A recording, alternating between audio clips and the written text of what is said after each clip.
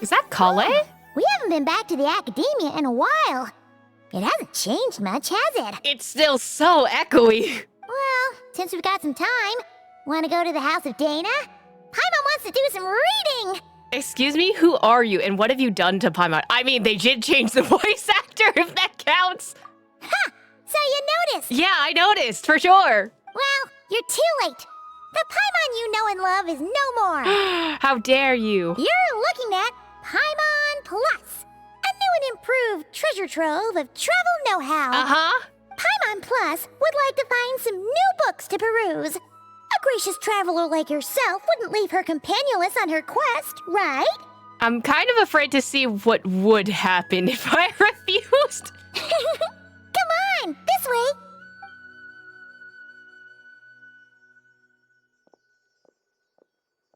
Kale! Oh, is that Sino's It's teacher? Kale and Cyrus. Cyrus is the name, right. Wonder Forgot what's he has the going same on. name as the Let's go see. Adventurers Guild guy. And the book's abandoning the quest already. Well, you know what they say. Learning is a lifelong quest, You're not wrong, but also... which means there's always another chance to read a book. But you never know when the next chance to reunite with an old friend will come along. Sure, that sounds like excuses, but whatever you say.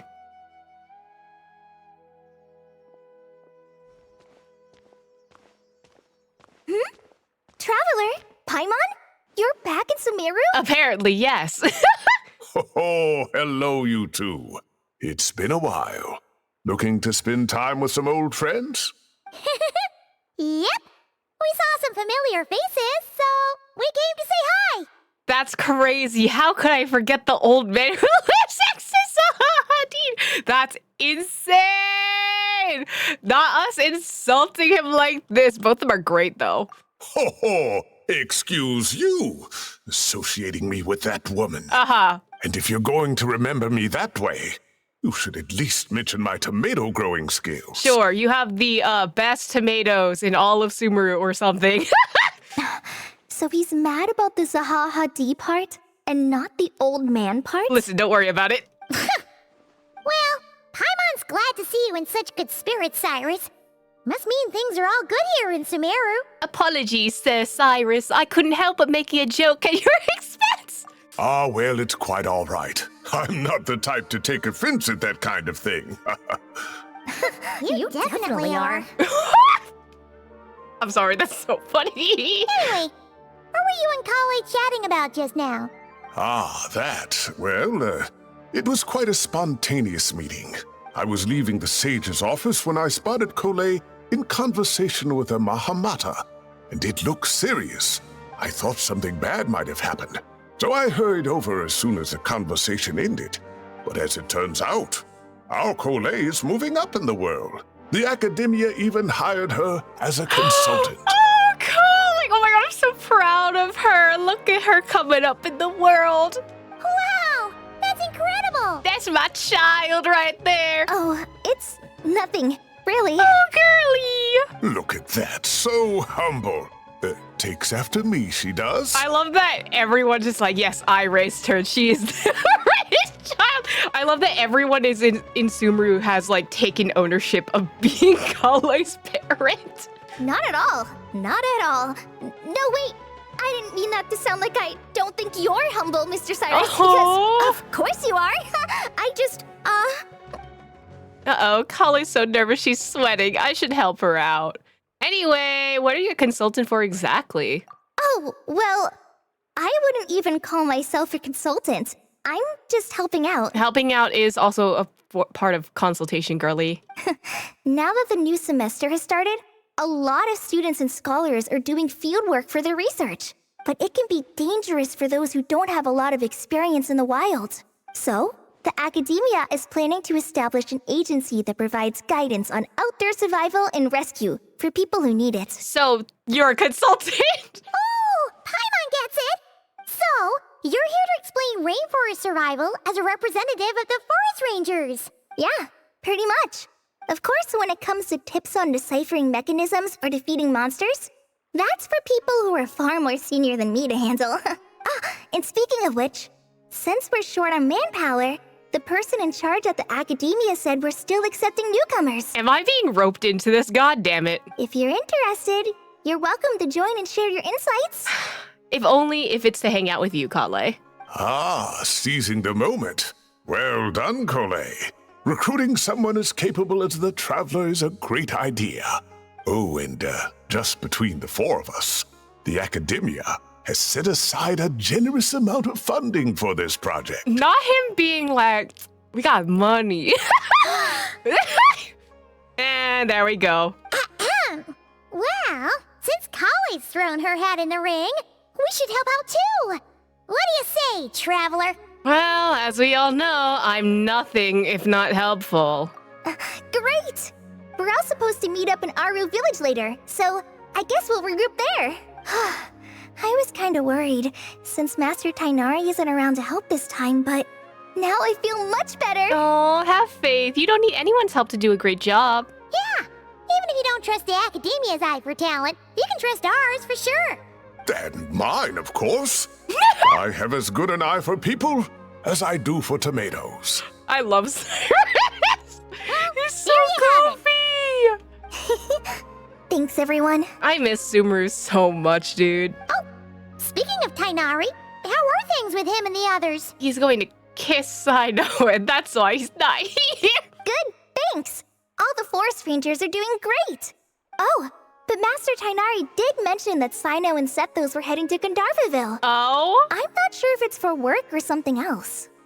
Heavy on the something else, but... Knowing them, could just be to play some cards. I'm not sure.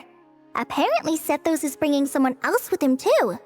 What's the Sethos ship? Wander... Wait, no, Wander's over in Notcry, isn't he? I don't know, I'm just gonna say Wander for funsies. But with my academia commitment, I didn't have time to ask for more details. Well, now Paimon's curious. Should we go check things out, Traveler? Why not? It's been a while since we dropped by and say hi. That's true, and I'm sure they've missed you. Now that is how it should be between friends. Getting together to play cards or enjoy a meal. Yet here I am, stuck with Nephis, who only ever calls to talk about research. Listen, some of us are busy, okay? Well, I won't delay your reunion any longer. Until next time. Bye, Cyrus. I hope you come back to the story at some point because I think you're funny. Goodbye, Mr. Cyrus. Take care. There he goes. Man, he's such a fun character. All right, I should probably get going too. See you later, guys. Come find me in Aru Village when you're ready. Sure thing. Looking forward to seeing you shine, Kale. Return from the mysterious realm. Oh, someone's gonna get locked into a realm again. It's probably gonna be Farazan. Oh, hello. Black cat. Star. Okay, right now I'm just like, okay, that's a Deshret star for sure. This looks so cute. Oh, wait, Amber. Well, I know Kale's here, but like, is Amber gonna show up at some point? This is adorable. And then safe engagement training. Oh, Dihya. Oh, I did not get the fist when I first saw it. And of course, this is Farazan. Okay, and then Layla's here. I'm so excited, dude. I really hope there's some Layla lore in here. Traveler, Paimon, over here. Welcome to the home base of the Fieldwise Center. As you can see, the core projects are already up and running, so we can get to work at any time. This feels like one of those places light novels talk about. You know, the adventuring hubs where rookies gather to take quests and stuff. Oh, and almost like a school festival at the same time, with everyone getting together to learn and then forming teams to hone their skills. It's so exciting! I'm pumped. What kind of light novels have you been reading, Baimon? Well, this place isn't quite as decked out as a school festival, but Master Tainari said the academia plans to be generous with the resources. Anyway, before students and researchers head out on dangerous field missions, they can come here for advice and emergency training. We even have professionals on staff that can join their teams to serve as guides or safety personnel. Yeah, you can think of it like a Hi, forward operating Amber. base, equal parts theoretical training and field practice. We'll familiarize new recruits with potential challenges in the wild and take them through drills so there's no reason to panic during the real thing. Amber, you're here too? Is the Outrider getting a new job responsibility? You've been calling in reinforcements from far and wide, Kale! Surprised? I know I was. I'm off duty right now, so I was planning to just drop in on Kali for a bit. But I didn't realize how busy she'd be. I'm not the type of person to sit around and watch, so I decided to be her assistant. Sorry, Amber. I didn't mean to put you to work during your time off. Don't worry about it. A little relaxation balanced out with some fulfilling work is a great vacation in my book. Plus, I've learned a whole bunch of stuff too. And I got to see the Traveler in Paimon again. I mean, it just keeps getting better. We should have a giant feast once we're done here. How does that sound? A feast with the first friend we met in Sumeru and the first friend we met on our whole journey. Oh, that sounds just about as awesome as a giant plate of sticky honey roast. Well, we should get this show on the road then. All right, down to business then. Kale and I are in charge of the Scouting Speedsters project. The focus is using devices and machines to pass through hazardous areas, survey terrain, and get details on potential threats. Plus, Amorta research indicates that during dangerous situations, having the support of an adorable companion can help set adventurers' minds at ease and prevent excess nerves. So, we took inspiration from Cullen Anba and Baron Bunny to create 2 scouting devices that are both adorable and useful. Cullen Anbot and Barndrone Bunny. So far, feedback has been pretty positive. Once we've collected enough data, the academia will continue to refine the scouting buddies and release even more designs. A bunch of Kulanambas and Baron Bunnies running around the wilderness? What is that gonna look like? It's a sight for sore eyes, no doubt. Plus, with you to guide our 2 little scouts, we'll be able to obtain some great data. Once you have a more complete understanding of the Fieldwise Center, you should come test them out. Now come with me. I'll introduce you to the other consultants. Oh yeah, the lady with the greenish-blue hair also has a super adorable device over there. But it does something completely different than our scouting buddies. They said we're gonna make as many marketable plushies as we physically can. I'm looking forward to seeing it in action. Oh, hey! Another familiar face! Come on, let's go say hi! You say anything? I should adjust the legs so Barndrone Bunny can run even faster. Can we? I don't think I can Nahida you, even if we're in Sumeru. We Gotta can! keep it up. Let's do this.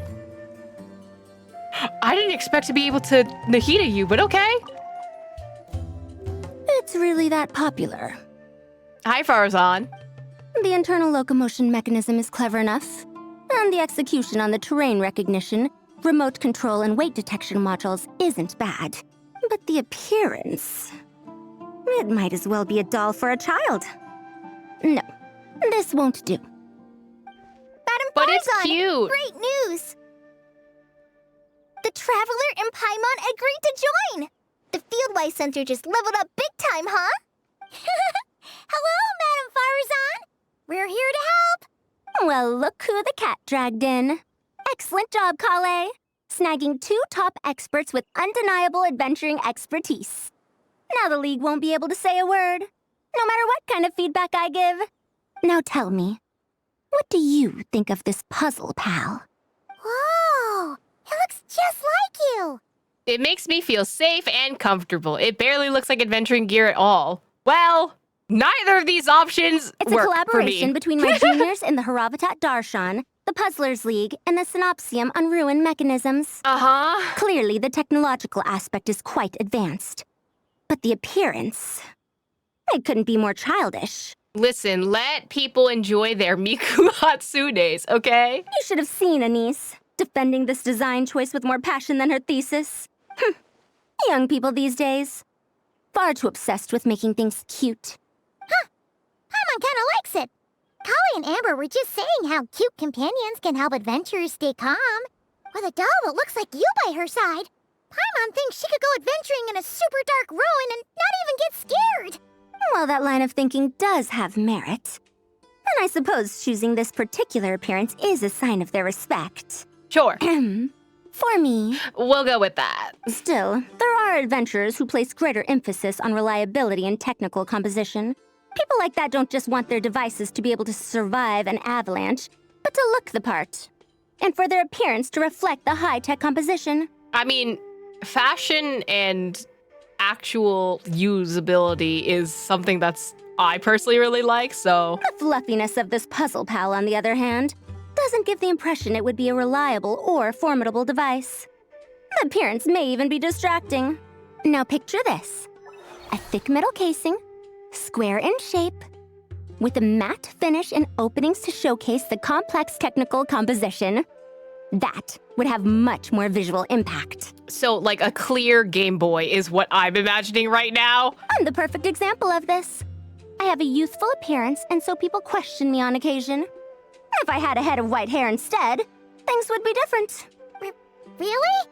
Then, do you want Paimon to talk to them? She has white hair. What? No! That's not the same thing. Well, that's what you said, so... I didn't realize you had such strict views about this, Madame Farzan. I think it looks as good as it is. Maybe we can save the square model for next time? So, even you prefer this version? Yeah, it's cute. Well, It's a marketable plushie. if that's what you really think, then fine. You'll have to come back and test it out on some puzzles, Traveler. I'll rate your effectiveness in using the device and come up with a user manual based on your performance. As for improvements to its appearance, long-term observation is required, so I'll put that aside for now. I'll do my best. I'll be sure to make the most of the Puzzle Pal's capabilities. I've already selected a few of the most suitable domains, so we can begin the puzzle-solving process at any time. Thanks, Madame Farzan. I'm just gonna take the Traveler and Paimon to see the final project. But it shouldn't take long. Don't worry, Kale. You're the one in charge here. Just make sure to pace yourself. Once things calm down, come over to see me and we'll have a nice chat. I'll even treat you to some snacks from back in my day. Snacks? Oh Paimon's my in! God. Paimon's in! Oh my god, you have to do the testing first, Paimon! Thank you, Madame Farzan. I'll bring a few boxes of floral tea as well. Go on now. Do me proud. I love that everyone's just like, yes, that's my daughter. I shall adopt her. She's doing her best. Perhaps we shouldn't change it after all. Let's take a closer look at how this mechanism moves. Didn't you help big it? Okay. All right, so who's here? This last one is a long-term project we're calling the Security Division. Thanks to General Mahamatra Sino, we've been able to bring Dia on as the instructor and Candace as the coordinator. They're putting together a combat test right now, but they should be back soon. Hey, looking for us? Guess we showed up right on cue then. Hi, girlies. Wait, the Traveler and Paimon are joining as well? That makes things a whole lot easier. Sorry for keeping you waiting, everyone. But we managed to bring back some good intel. Intel? Huh. This is starting to sound intense. I forget that Shara Kirby left this project. That's the type of prep you do before a major battle. Are we planning some sort of offensive? Of course. What better way to protect the students than to sweep through the desert and rid it of all potential dangers? Not a bad plan, right? You in? Not the best time for jokes, Dia. Besides, when it comes to striking down danger, the Traveler is a man on a mission. He might take you up on that offer. I wonder who this is, actually, but the microphone quality is definitely different compared to Amber May's mic, I think. There's like a difference in quality in the microphone. Defeating anything that might pose a threat? Oh, even if the Traveler worked non-stop, that could still take years. We'd have to stop traveling. Oh, Paimon doesn't even want to think about that. After all, the desert's just too big. Who knows how many enemies there are? Time would be the least of our problems. Some dangers aren't visible to the naked eye, like the scorpions burrowed underground or the terrifying raptors sleeping in the trees. You can't get rid of them until they jump out to attack you.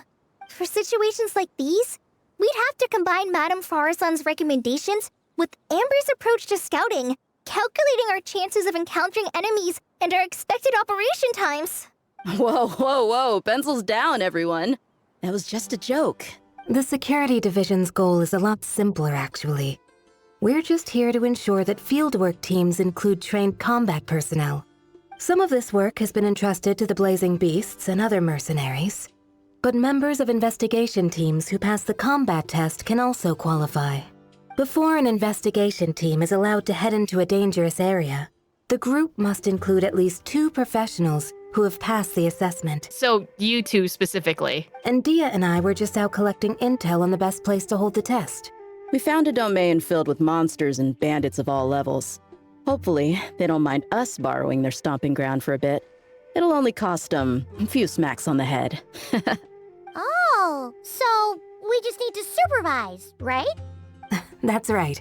Participant safety is our utmost priority.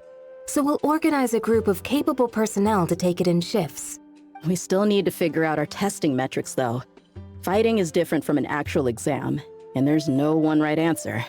Mercenaries like me, we all have our own style. That's not a problem in actual combat, but when it comes to teaching, we tend to stick too much to what we're used to. So, we need someone to give us a baseline. Someone who has the experience, but also takes a more flexible approach in combat. Well, I'm here to help as much as I can. Yeah. Based on what you just described, the Traveler seems like the perfect person for the job. Great. Working with you is always a pleasure, Traveler. Smooth as butter on a steak. Man, steak would be so good right now. Don't forget about compensation for the Traveler in Paimon, Dia. You agreed without doing the math first. Ah, it's fine. We'll just split the funds Kale wrangled for us, 20-80. 10 for me, 10 for you, 80 for the 2 of them. 80 for us? Damn, all Wait, we're getting 80%? right. That seems like a bit much, but thank you.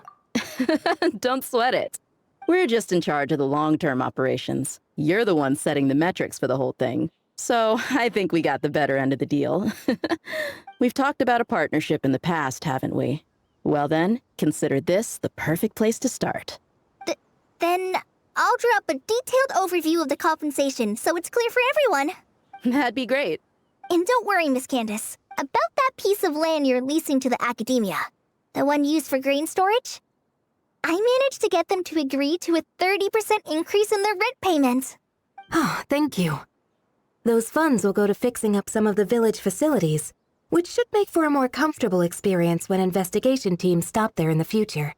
All right, we should finish up our arrangements for the combat test. Stop by our station when you're ready, Traveler. Okay. See you soon. Bye. Oh, you sure are the beating heart of this operation, Kale. He brought the whole gang together. Oh, no. I'm just doing what I can. I still have so much to learn, so much work to coordinate. But for now, let's just give it our all. You bet. We'll make the Fieldwise Center the best it can be. That's so cute. Home base of the Fieldwise Center, you can talk to companions or workers at the locations of specific programs to initiate challenges or learn relevant information, thereby aiding the corresponding development of varied programs. Wait, I love that they're kind of just all here, just doing stuff. It's so nice to have this! Hey, ready to do some quality assurance on our test questions? Up for a chat? Sure. Feels like it's been ages since we last saw each other. If we'd known you were coming, we would have prepared a whole welcome feast. All new recipes and everything. All new? It's a funny story, actually. The last time I was in Fontaine, I brought a few cookbooks and some spices back with me. Then, I gave them to Candace, and she went into full chef mode, coming up with all sorts of new things, like Romero thyme flour meat jerky mixed rice. At first glance, it looks no different than the usual Aru mixed rice. But then, it hits your tongue and, you get that delicious meat, the hearty rice, and this super refreshing aftertaste, all without being greasy. It's a great way to refuel, and it's not too dry. Honestly, perfect for camping out in the desert. But you'd have to find Romaritime flowers, which, like, kind of are only in super wet places. I'm not against improving traditional cuisine. Within the bounds of reason, of course. After all, every ingredient is precious out in the desert. Nothing must go to waste. Why didn't you accept that outfit from me then? Oh! Fabrics are a valuable resource too. Oh, T. I mean, I know I'm pretty casual and not the most fashionable, I guess. But I had someone help me pick it out. I'm sure nothing was wrong with the fit. In the end, it went to the girl in our Merc band who does the accounting. She seemed to appreciate it at least. I did appreciate it, Dia. It was extremely thoughtful. But as the guardian of Aru Village, my goal is to blend in, not stand out. Besides, fine clothes should go to people who have an occasion to wear them. If your accountant is to represent the blazing beasts in business settings, she should have something to wear. That's why I recommended the clothes go to her. Oh, why didn't you say so earlier? I thought you just didn't like what I picked out. They're so embarrassing. I love them. Well, seeing as the blazing beasts will be holing up in Aru Village for the foreseeable future, if you still want to offer something as thanks, you could bring us some bolts of cloth. I'm somewhat familiar with tailoring, and I could use them to fashion sand and dust-resistant cloaks for everyone. The fabric doesn't need to be expensive, just resistant to wear and tear. I trust your judgment on that. You're a real pragmatist, Candace. A cloak is perfect for this environment. Don't worry. I'll think carefully about the shape and pattern when I make one for you. Listen, it would be about time the traveler gets one new outfit, please! Then all will know that you are an esteemed guest of our village. I'm getting one too! Oh man, I'm getting kind of excited. In that case, maybe I'll head to Liyue next. I've heard you can get some really nice fabric there without breaking the bank. Oh, and they've got a huge selection of silks as well, if that's what we're going for. But they've also got security in spades, so no merc work for us. We'll just be tourists, polite, well-behaved travelers. Once we're done here, I'll make a plan with the rest of the beasts. They're so cute. I need to know what you're saying. I should invite Candace out for a couple of drinks once this is all over. Is she gonna agree, though? That's the question. Sure! I bet Dia is going to ask me to get drinks after this. I'll just propose we drink tea with dried or powdered fruit instead. Alone, at home, together. But anyway, they're cute. I think I'd already talked to you, right? Oh, you're back. Ready to delve into the art of solving mechanical puzzles? Or did you want to have a chat? I wanted to ask a few questions, actually. As you wish. When it's you doing the asking, I'm an open book. Would you prefer a doll that's cute or refined? Which is better, autonomous or manually operated devices? Oh, it depends on this one, because sometimes you do need the manual operated devices for certain tasks, because sometimes autonomous does not actually mean fully autonomous, but... Ah, a classic debate. I don't think this is a question that has a definitive answer. Not for me, at least. It depends entirely on the scenario.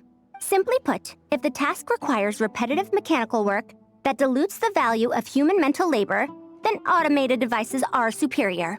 But where identification, analysis, and decision-making are human thought is complex. Even if we were to simulate a 6-year-old's mind, the demands in terms of component design, system weight, and energy cost would be immense.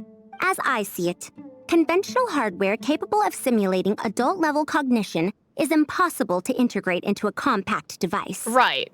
For the foreseeable future, anyway. That's a very concise summary. Well, I've told you before. If you find these topics interesting, you should come to my classes. Cyrus's student, Lisa Mincy, is known as a once-in-a-generation genius. But with your smarts, I bet you could give her a run for her Mora. No, I think she would kill me. She outsmarts me 100%. Oh, I did not want to do that. Hold on. I wanted to talk to you again. Oh, you're back. Ready to delve into the art of solving mechanical puzzles? As you wish. When it's you doing the asking, I'm an open book. Okay, would you prefer a doll that is cute or refined? Refined, naturally. Not that I have anything against cuteness. A plush little thing with big eyes and a round face. I could see the appeal as much as anyone. But at my age, clinging to such objects like a child is somewhat... undignified. Anyone can have plushies, excuse you. Now, some of the newer stuff on the market is just exquisite. Made with the finest material, sculpted in elegant lines with features that glitter like gemstones. The element of cuteness is there, but it also doubles as a piece of art. Wait a second. I thought your questions were going to be academic in nature. What is the meaning of this? I already asked you the academic one. I just wanted to learn more about you. Ahem. Fine. I'll let it go this once. but that excuse won't work a second time. Sure, I believe you, girly pop. You say anything different? If even the Traveler finds this doll adorable, I suppose I can let those young ones mass produce it. Listen, if you get a cut, that's money for you, all right? I'm just saying. What about you two? Hey there! Ready to go full speed ahead with Cullen Anbot and Barjone Bunny? Our 2 scouting buddies are tuned up and ready for testing. Hope you're not juggling too many things at once, Kale. I love the fact that we get this scene. They're together! Ah! We dreamed of these days. Don't worry. I'm using this station as a temporary office for the Fieldwise Center as a whole. But it hasn't been too bad. Just a lot of data processing for our scout bots and some paperwork. Oh, and we also give suggestions on how to modify the internal mechanisms.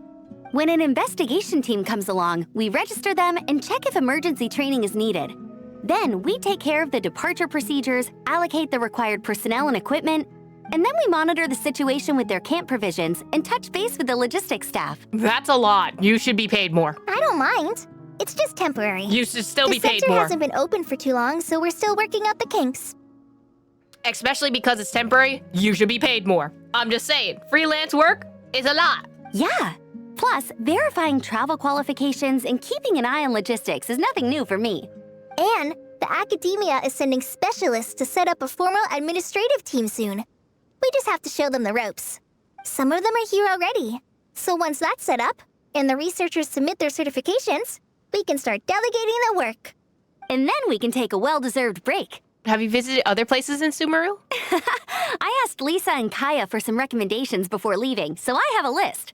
Time's been a bit tight this trip, but Kali took me around Sumeru City, and we had tons of amazing food. She's one busy gal, though, so I didn't want to drag her from place to place. It made more sense to spend time here helping her out. I'm sorry, Amber. Oh, For what?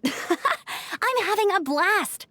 Seeing you take the reins, seeing your friends place their trust in you, even rely on you, it makes me so happy. right. Traveling, relaxing, I can do that whenever. It's not like this is my last time here.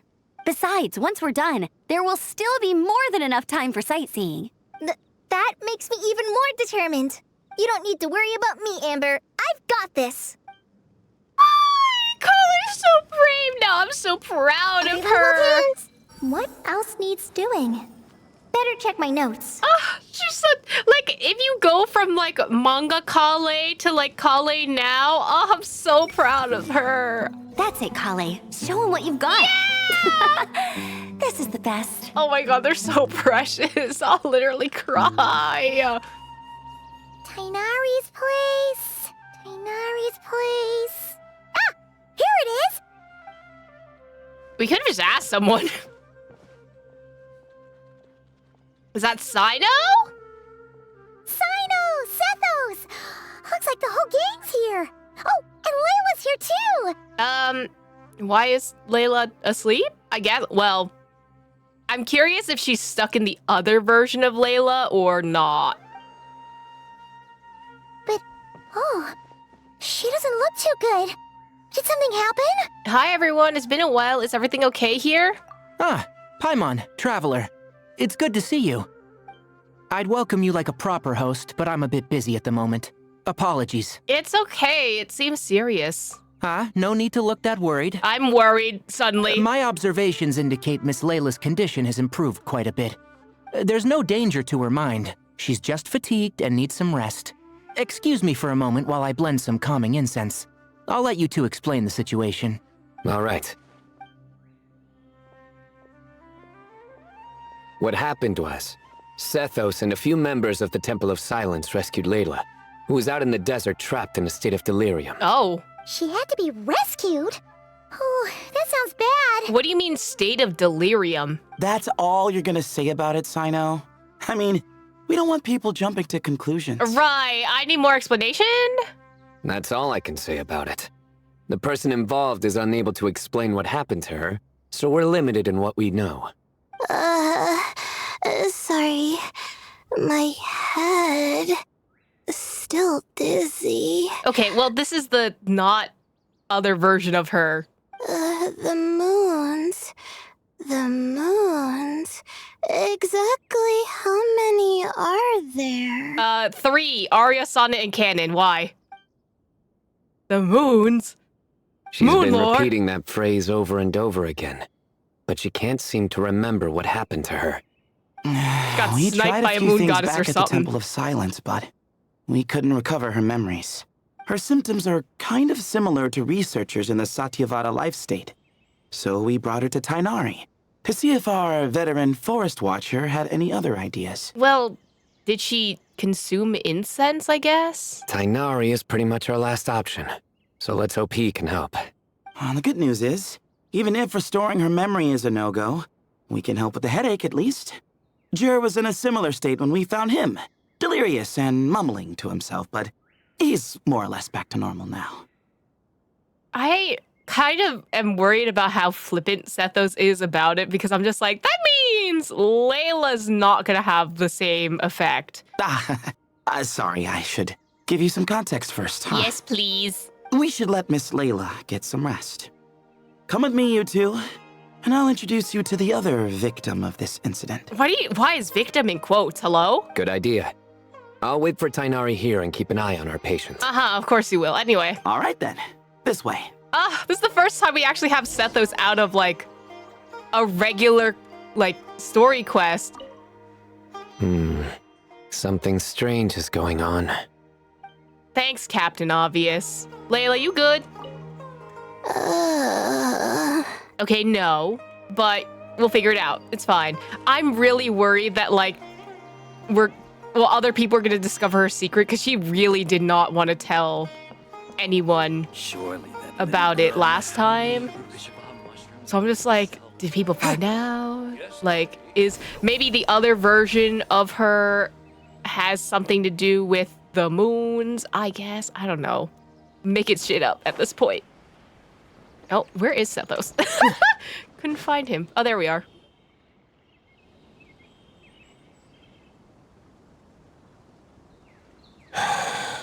Who did the Ajalenok nut offend?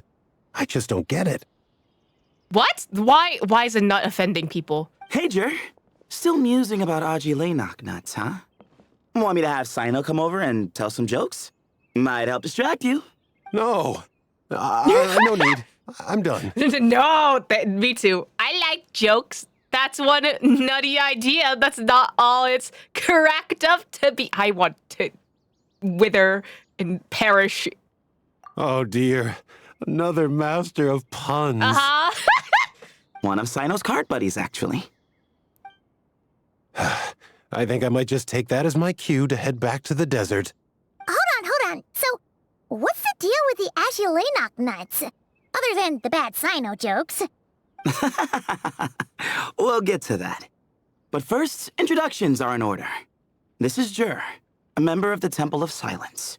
And you remember the Traveler, right, Jer? Of course. I'd never forget a participant in the Rite of Duels or the hero who saved Sumeru. Awesome. Could you go over what happened to you one more time, Jer? Our valiant hero is gonna help us get to the bottom of this. Not the point, and so I am?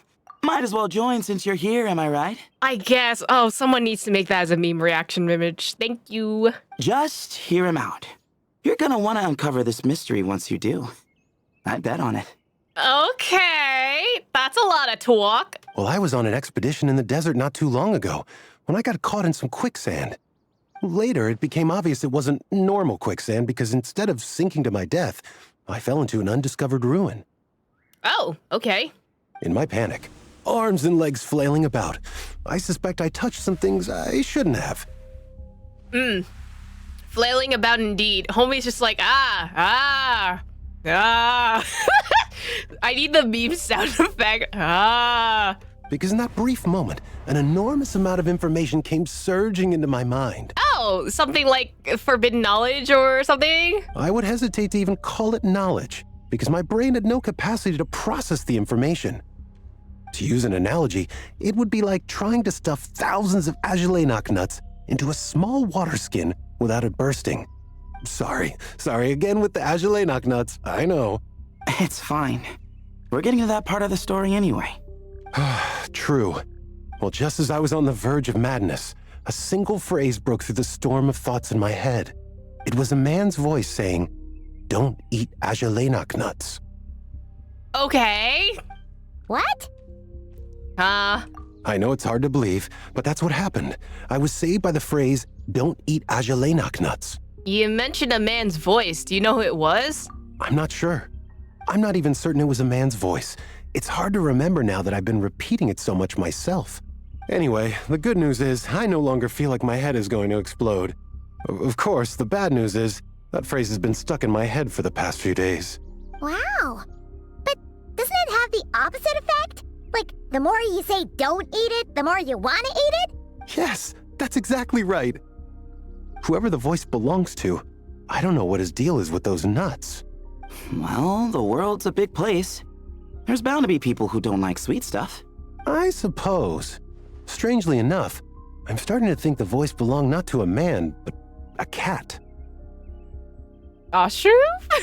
I don't know what other cat is available. Well, there's that cat in Inazuma. I forgot the name of it, but like they have like 3 million quests tied to it. I don't know if it's that, but... A cat? How? That's the question, isn't it? What would a cat be doing in an abandoned ruin like that? Just as my mind was reaching its breaking point, I could have sworn I heard the sound of a cat guiding me to exit. But when I came to, all I saw was endless desert, and Sethos shaking me in a desperate attempt to wake me up. I'll admit, it was pretty terrifying seeing you like that. Staring off into space and mumbling about Ajalenak nuts.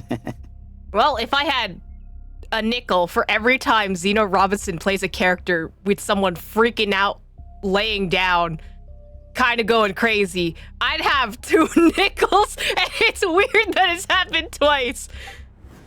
You sure don't sound terrified. Sorry. It's not that I don't care. It's just kind of hard for rambling about Ajalenak nuts to sound menacing. Now, what Layla was saying, on the other hand, that is much creepier. You mean the number of moons? Exactly. The unknown is what breeds fear. Ajalenak nuts are familiar. But the moon suspended above us at night? That's about as foreign as it gets. Well, have you ever seen the deep sea creatures that are, you know, all the way in the deep dark down below? Those are also very creepy. Well, we don't know that for sure. There could be a whole other world inside an Ajalenak nut, with a moon of its own. Girl. Okay. Huh. I guess? No, just open up an Ajalenak nut and then see if there's a moon inside, buddy. Ajalenak nuts are not to be underestimated. Girly. Right, yeah. Of course. Won't catch me disparaging the mighty Ajalenak nut. No, sir. Huh. So, a similar thing happened to Layla then? Yeah, I think so. I was in a hurry to rescue Jur, so I put a marker on the incident site so we could go back and investigate. When his condition stabilized, we doubled back around to check and... You discovered Layla in a similar condition. Exactly. Multiple victims with the same symptoms at the same location. It wasn't hard to conclude that something is seriously wrong with that place. Do we think it's like a ripple in space-time where people are falling into that ruin, but they're not just falling into the ruin, they're falling into like a whole other realm? I don't know. I'm like putting extra things in here that may not be applicable, but... So, after we got Layla out of there, I had the Temple of Silence put up a warning sign at the scene and send patrols to watch the area. Speaking of, Sino, Tainari, and I are going to head back there and investigate once Layla is stable. So as per usual, you're here just in time. I think that frog is also stuck in an endless time loop behind this thing. Yeah, it sounds like you need all the help you can get. That's for sure. But there is another reason I want Sino and Tainari involved in this. Why? Because the story doesn't end there. Right, Jer? Oh, yes. Where was I? The Ajalenak nuts butted in and I... Right. Yes. The cat. Uh-huh. As I followed the cat noises, the voice said something else. So, there are those from Tula who still endure. Interesting. Go on. I thought that was strange, of course, because, well, was the voice referring to me? Records of my ancestry are rather sparse, so I'm not sure if my bloodline even traces back to that place. Talatala? That's right. The Temple of Silence's place of origin. And the home of Tainari's people. Plus, Hermanubis, who Sino and I both share a connection to, was one of the city's founders. As the temple's current leader, if something strange happens in the desert, it's my job to get to the bottom of it. But it turns out, a lot of people have a horse in this race. And I'm not leaving any of them out. Good idea. Count me in too. See? Knew you'd join. But yeah, that's all we know about Jer's situation. Tainari should be done on his end. Let's head back and check on Miss Layla. How are you feeling? But don't speak if it's too taxing. It's fine. I'm much better now, thanks. I feel like I haven't slept in 2 days, so pretty much back to normal. Whoa. That's your normal? We been new, but Layla, go to sleep. Traveler, Paimon, I thought I heard your voices earlier. Oh, and, I'm sorry. Huh? You don't have to apologize. You didn't do anything wrong.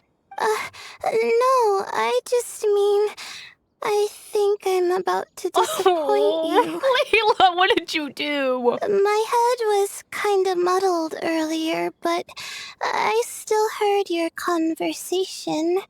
I know you're trying to figure out what happened to me, and I want to help, but I really don't remember anything. Does your head still hurt? No, I feel fine. The incense you made helped a lot. I'm still hearing those words in my head, but other than that, I'm okay. It's just, all I remember are those words. Everything else is a total blank. One moment I was heading to the stargazing point I'd calculated, and the next, I was on my back in the sand. The same phrase playing over and over again in my mind. How many moons are there in the sky? Sethos, did your friend Jer suffer from memory loss too? Not really. His memories are blurry, but there aren't huge gaps like this. He remembers touching something. Someone talking, a voice mentioning Tuletula, and hearing a cat lead him to the exit. A cat? Did you hear it too? Huh?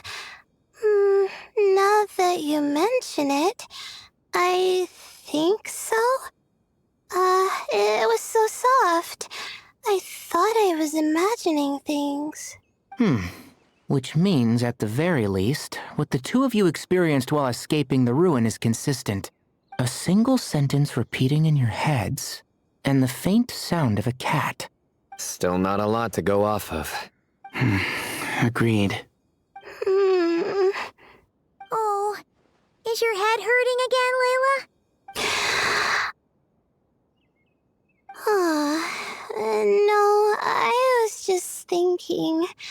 Maybe my memories are blank because I was sleepwalking at the time? Yeah, but the last times you were sleepwalking, you didn't have memory gaps. Sometimes, my friends and classmates tell me about things I don't remember doing, or places I don't remember going. I don't talk about it a lot because, well, I don't even know how it happened. But I don't want my personal circumstances clouding your judgment. I mean, the only way we can figure this out is if we ask other Layla, right? So I, just wanted to mention that. Ah, I see. Well, thank you for telling us. But I don't think we need to dwell on that for now.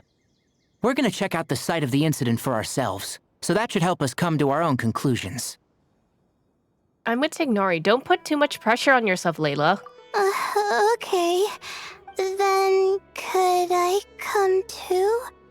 Oh, I have to know what happened to me back there. Sure, but on one condition. You need to be in tip-top shape before we head out. If your condition isn't stable enough before then, we'll have to figure out something else. Of course. No problem. Well, I'm more concerned about Tainari.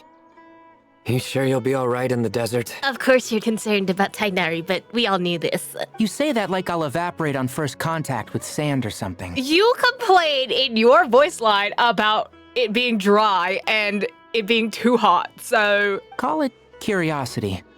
If this concerns my ancestors, I want to figure out what's going on. Anyway, as long as I take things slow when the sun's out, I should be fine with the right preparation. Besides, it's a good idea to have a doctor on hand in case of emergencies.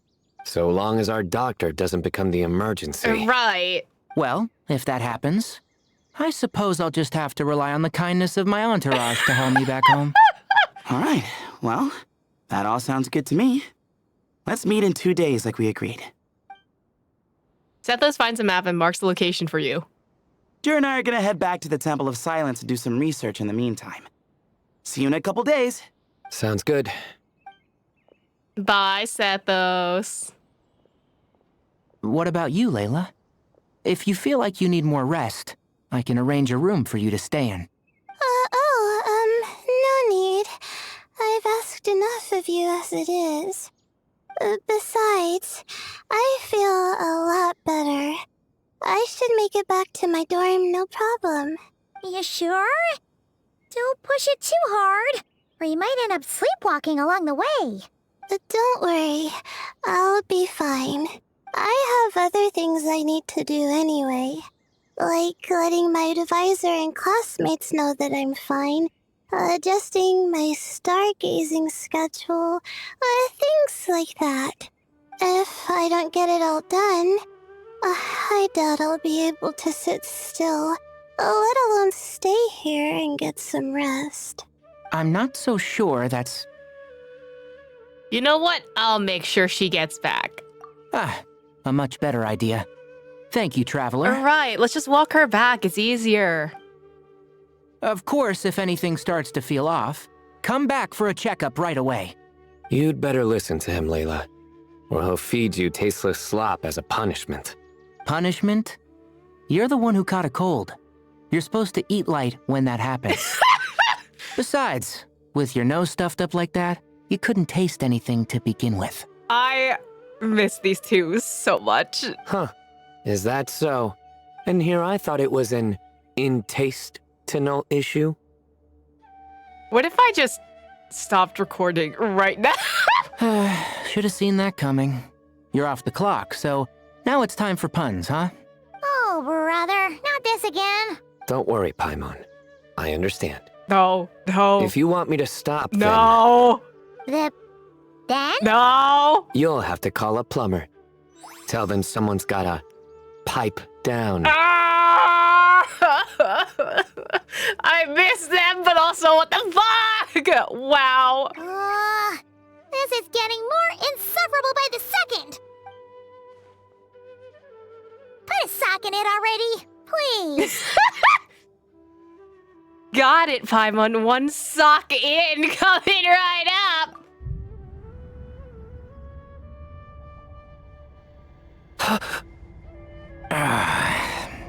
Paimon's done with this game.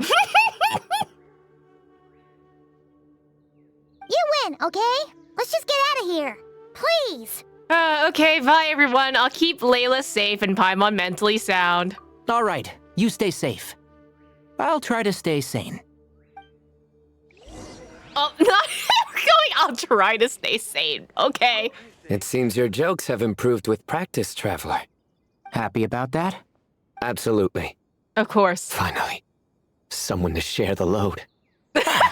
You know what? Akale's helping out the academia, but I haven't had the chance to check on her. Yeah. Why don't you do me a favor and go do that? Hold on. I thought you were having me over for dinner.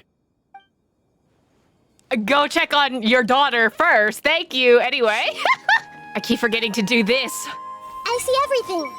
Oh, let's see, Tignari. He's gonna make a mushroom joke when we eat. I just know it. Oh my god, I missed them! Tainari should make something with mushrooms later. A fungus for a fun guest. Oh my god, I miss you two so much! I miss the Sumeru characters so much!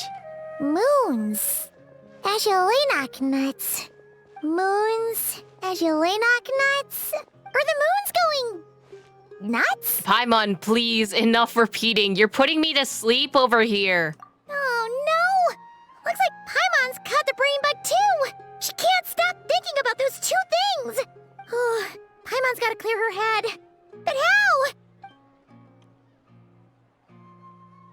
Aha! Got it! The cafe over there! Why don't we head over for a quick pick-me-up? Girl, you just want a snack. Something's up with Layla. Sorry. I feel kinda tired all of a sudden. Uh-oh, other Layla. Okay, well, let's go into the cafe and get a private room, and then if other Layla shows up, then we can deal with that. Wait, is it because of all Paimon's muttering just now? Oh, sorry. The coffee will be Paimon's treat, okay? So generous all of a sudden. Hey, you make it sound like Paimon's stingy or something. Girl, you are, but... Well, she'll just have to show you her true colors. Yeah, starting now. You sit tight and take care of Layla, Traveler. Paimon's gonna get us some snacks and coffee. Which is the perfect time for other Laylas to wake up. Be right back. Don't go anywhere in the meantime. Sure. She's pushing herself again as always. Other Layla, I presume? Saw right through me, huh? You also sound different. I apologize for the sudden emergence, but I didn't have any other options. It's fine. As far as I'm concerned, you're Layla as well. Well, that's true. So, for our sake and your safety, allow me to fill in the gaps in her memory. I knew it. You were in control when it happened. That's right. Layla was already in bad shape, stressing about her new study topic, focusing on the stars instead of her surroundings. By the time she realized the danger she was in, it was too late. Ooh. This shot is so pretty. Oh, there she goes.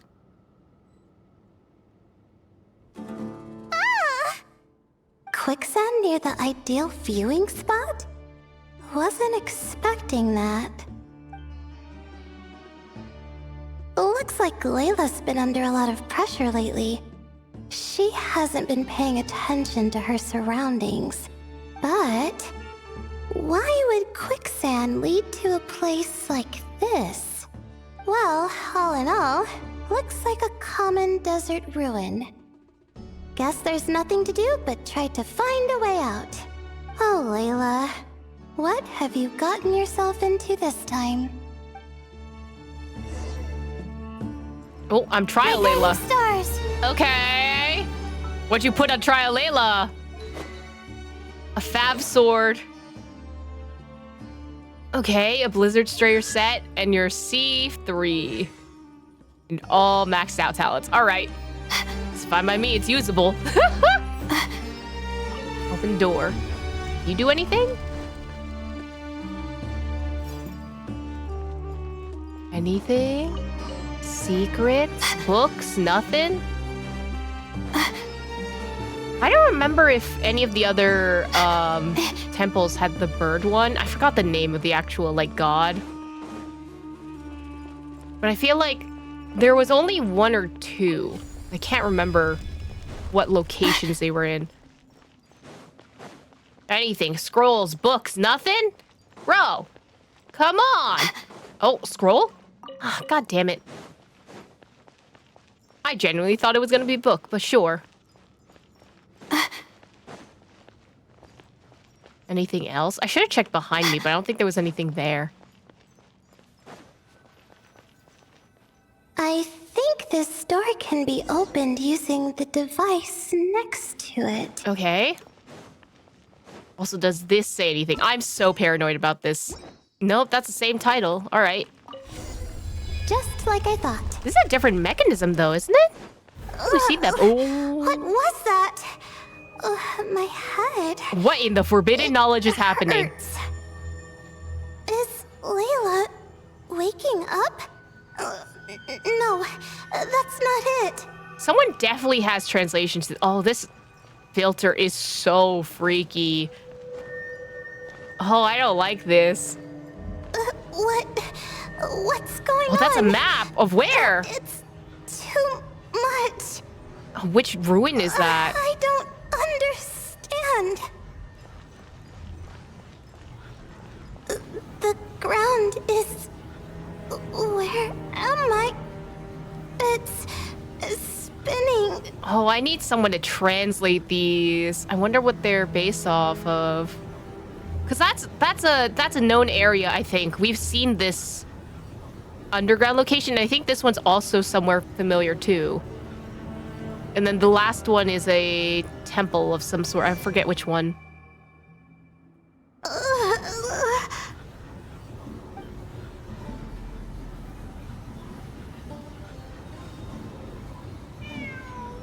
Cat! Oh. How many moons are there in the sky? Why did we Honkai Star Rail transition? How many moons are there in the sky? How many moons are there in the sky? Okay, information isn't rushing into my brain anymore. That's good. How many moons are there in the sky?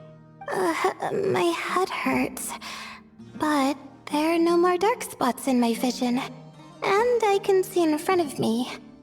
Still, how many moons are there in the sky? What's going on? The same thought keeps popping into my head. What does it mean? And where's the cat? How many moons are there in the sky? Girl, I don't know where how many moons are in the sky. Isn't there just one? No. You're a different colored cat. A cat? I think there was one earlier, too. Hi, buddy. You're I'm probably not an old hearing deity. things. It really is a cat. But what is it doing here? You're definitely gonna be some deity that is taking the form of a cat again. Looking at Fontaine. How many moons are there? No! Stop it! I don't think the cat can tell you how many moons there are in the sky, buddy. Does it want me to follow its cries? Well, it's not like I've got other options. Come on, Layla. You can do this. Follow the cat's guidance. Do you say anything here? Okay, no, you're not gonna say anything, which is really annoying. How did you do that? Cat! Cat, cat, cat. Teach me your ways. How did you do that? How'd you do that? So I'm making sure I'm not missing any scrolls or anything. I can leave? I can leave, buddy? I can't give you a pet. You're such a good cat. Who's a good little cat? You are. You're a good little cat. Why did I get the fail sound? And Hello? so I followed the cat's cries to find my way out. It was quite a kind creature. It didn't even leave until the other me started to wake up. Well, that fills in the gaps. Sounds very similar to what happened to Jer. Thinking back, it all started when I touched that device. I've heard fellow students talk about it before. How the desert is full of objects that do strange things. Sometimes it's just a minor inconvenience, but other times devices like that can cause massive trouble. I know exactly what you mean. Of course. I forgot how much adventuring experience you have. Still, carrying an umbrella doesn't mean you can't get soaked, so just be careful and stay away from unknown devices. Thanks for the advice. No need to thank me. You and Layla are about to head into dangerous territory together. You need to be safe so she can be safe. Well, I think that about sums it up. And just in time. Your coffee's here. Traveler! A little help over here? How big are the coffees? Seeing Paimon precariously try to keep her balance, you rush over to help her out. When you turn around, Layla is rubbing her eyes sleepily.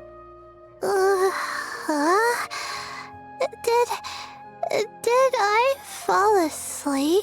Just for a moment, Paimon's an excellent hypnotist. Puts people right to sleep. Oh my god, is that baklava? Hell yeah! Wow! Paimon didn't even know she had such an impressive skill. Ha! Does that mean since Paimon bought this coffee, it would just make you sleepier? A beverage that puts people to sleep. Better saved for work hours, I think. Oh, it's these. Oh, this is about to get messy real fast. What? So you can nap on the job? Who does that? Huh? Oh. I'm sorry, the O is crazy. Oh my god, Barack's out. Hey, buddy! Beep boop. Why? Okay, you know what? I would do the same thing. Oops. Oh, hey them. Kave. Nice to see you. Oh, and you too, Marak. Beep boop. Hello, everyone. This is turning into quite the gathering. Sorry. Hope we're not interrupting anything. Miss Layla, you don't look so good. Is everything all right? Oh, I'm fine. I was sleeping just now, so I'm still a bit. Ah, I see. And we woke you, didn't we? I'm sorry. We shouldn't have been so loud. Oh, I love baby girl Kave. No, you didn't. I didn't mean it like that. Sorry. I love having two people pleasers out trying to people please in this room. Uh-oh. Alhaitham knows what's up. Wait, where are you going? You just got here. Right. Also, you want to explain since you seem to know everything that's happening? I'm going to do what I came here to do. Which is? Which is? Buy coffee beans. Oh. Okay. Huh? You're going too? Marak! Fine. Run off with him. See if I care. Listen, the child wants to go with Papa, that's all. Well, looks like I get you to myself. Yay! Okay, that's fine with me. It's been a while, hasn't it? How have you been? Same old, doing the same old things. So, a busy life of adventuring for you, and a busy life of academics for Miss Layla, is that right? Oh, is something wrong? Just a bit of trouble in the desert, that's all. Ah, the desert's not always the friendliest place, that's for sure. And from the look on your faces, I'm guessing this problem's not resolved? Do you not want to tell him? Is that what's up? Don't force yourself to talk about it, of course. But I've worked on several projects in the desert before, so if there's anything I can do to help, just say the word. No, I don't have anything to hide. It's just complicated, so explaining might take time. Ah, well, lucky for us, I've got that in spades. Yes, you have been quite sedentary recently. I'm sorry? What? Excuse me? I've been going about work as normal, thank you. And, might I add, you do way less work than me. Did he poke him? Oh my god. I do the amount of work that is required of me. And he does the amount of work required for him. Is that it? Like... yes. You and your stellar work ethic. The stuff of legends. Mama, Papa, they're fighting again. Oh, now look what you've done. I've lost my train of thought. Where were we? The problem in the desert. Wait, you were listening earlier? Yeah? Are you surprised? Oh, we're giving the silent treatment now? Oh my god. Mature, very mature. Oh my god, these two argue like a married couple. It's so bad. Continue, Miss Layla. I'm curious as to how this incident unfolded. Can you at least get a chair to sit down in so that we can all, discuss this? What did I tell you? This one doesn't have enough to do. Alright, well... You explain what happened. Of course, you leave out the part about the other Layla. Hearing the word quicksand, Kaveh begins to look troubled. Oh, right, because of his dad. Could you still use some extra hands on this investigation team of yours? You want to help? Huh? You want to join, Mr. Cave? That's right. I think my experience studying desert mausoleums could be of some use here. Al-Haytham's expertise in ancient languages could be helpful too. Besides, I consider you all to be my friends. Yay! And friends are supposed to help each other out. Right. Wait, I'm involved in this now? You were interested suddenly, and now you're here, so. Oh, please, I know you. Half the battle was over the minute you said you were curious. We couldn't stop you from joining if we tried. Well, you've got me there. Besides, I think Maroc wants to go. this suitcase of yours has been jumping at the chance to volunteer for a while now. I imagine You imagine? mechanical life forms might also feel homesick from time to time. Huh. Now that you mention it, Marac's core was a component sourced from the desert. That could prove useful.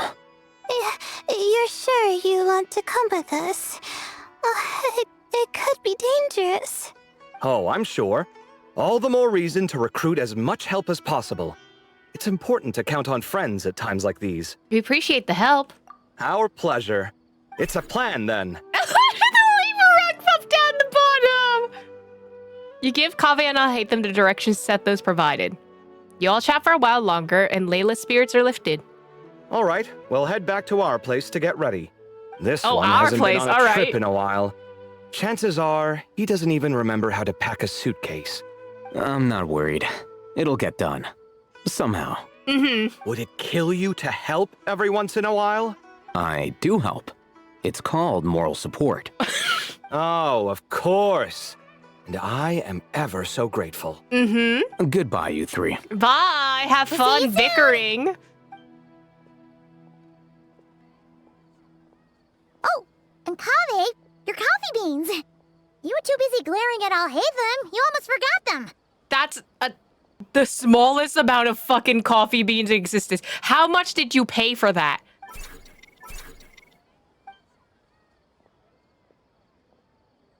Well, we're pretty close to the academia now. I should be fine from here. Thanks for the coffee, Paimon. I feel much better now. Coffee's great and all, but you need sleep too, Layla. Right. I'll follow the doctor's orders. Or try to, at least. With the blessing of the stars, I hope we all get a good night's sleep.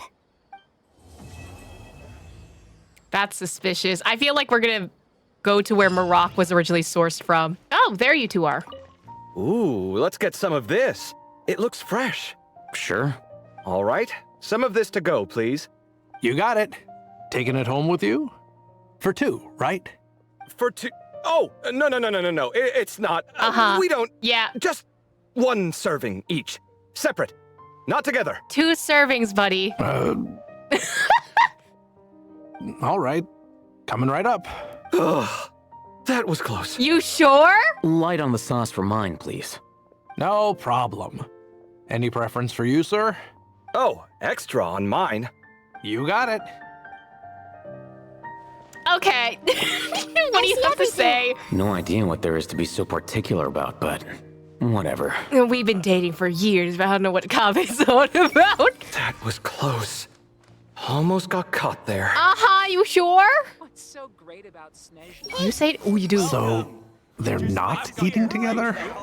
That's odd. I rarely read these things wrong. Okay, I believe you. No one observing also saw this. All right. Hi, Layla. Oh, she is sleeping. Well, it's not the best position, but she is sleeping. Layla seems to be getting some much-needed sleep. Miss? Do you say anything? She is, in fact, honk shoo me me me. Still need recording. I thought you were gonna say some Catherine shit, and I was scared. Oh. Listen to the doctor. I didn't realize it has a little face on it. Wait a minute. Hold on. Wait, hold on. Everyone hold hands.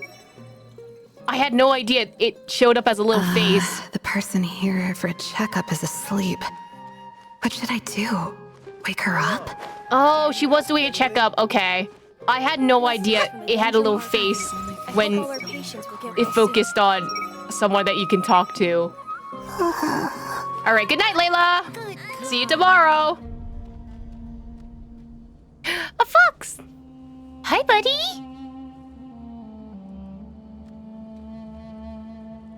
That shot's really nice. Looking at the map, very much feels like a movie shot. We should be getting close. Speaking of which, the closer we get, the more Paimon's heart feels like it's beating out of her chest. Must be the jitters of excitement. Excitement. Yeah, sure, that's it. Oh look, it's Tainari and the others. Everyone's here bright and early. They must have set out last night. Yeah, the desert's a pretty harsh environment. Better to travel at night and beat the heat. Hey everyone, we're here! Ah, right on time. Looks like the desert's treating you okay so far. You don't need to worry about me. It's not too hot yet, and I'm properly hydrated. All right, we're just waiting on the 2 people Miss Layla mentioned, and then we'll be set. What about Cher? He's staying behind. If we don't make it back after a certain time, he'll be in charge of rescue operations. You can count on me. Nice! You thought of everything! Oh, and Cyrus said he'll be in Aru Village, so he's also available if we need help. Haha! Amazing! Having people to watch our back is making Paimon a lot less nervous. Did you get a good night's sleep, Layla? Yeah, I did. After hearing about what happened, my advisor gave me some time off to rest. So, my studies are on hold for now. Then, does your advisor know you're back in the desert to investigate? Yes, but I was only allowed to come after I mentioned that General Mahamatra would be there too. Haha! Quite the reputation you've got there, Sino. Something wrong? You haven't said a word this whole time. Are you in a bad mood or something? No, he's working. He's like this when he's working. No. Being skilled with words also means being a good listener. I'm just reflecting on what you're saying. Tignori knows he's about to make a joke. Oh, Hatham! Kaveh! Over here! Darn it. I was just setting up a brilliant... Yep. Yeah. I'm sure you'll find another chance. Sethos is also not having it. The important thing is, our scribe and our renowned architect are here at last. High praise. But wait, why am I renowned and not him? He's just as famous as Sino, Dia, or Nilu. Oh my god, he's defending him! Okay, Kaveh! That just means your level of fame is even greater.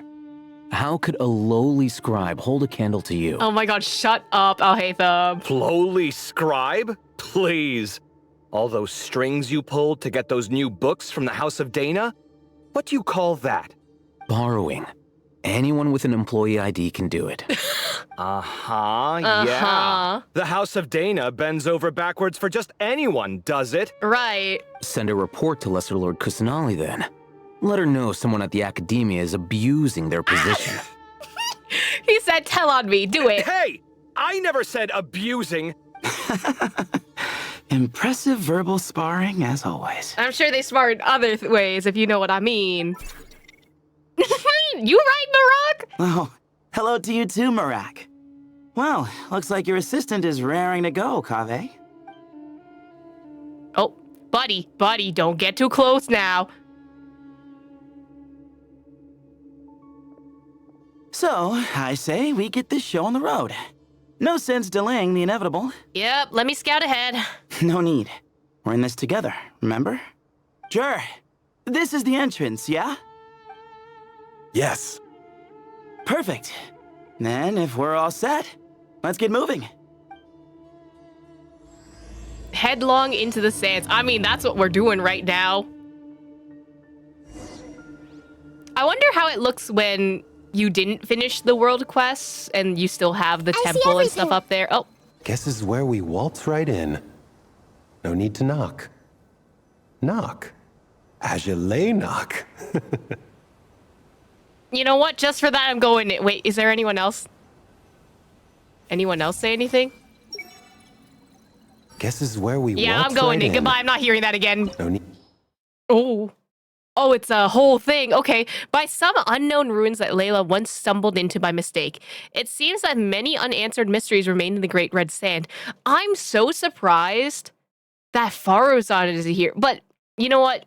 She's already been through this once. I don't know if she wants to do this again. Yep, I don't like it.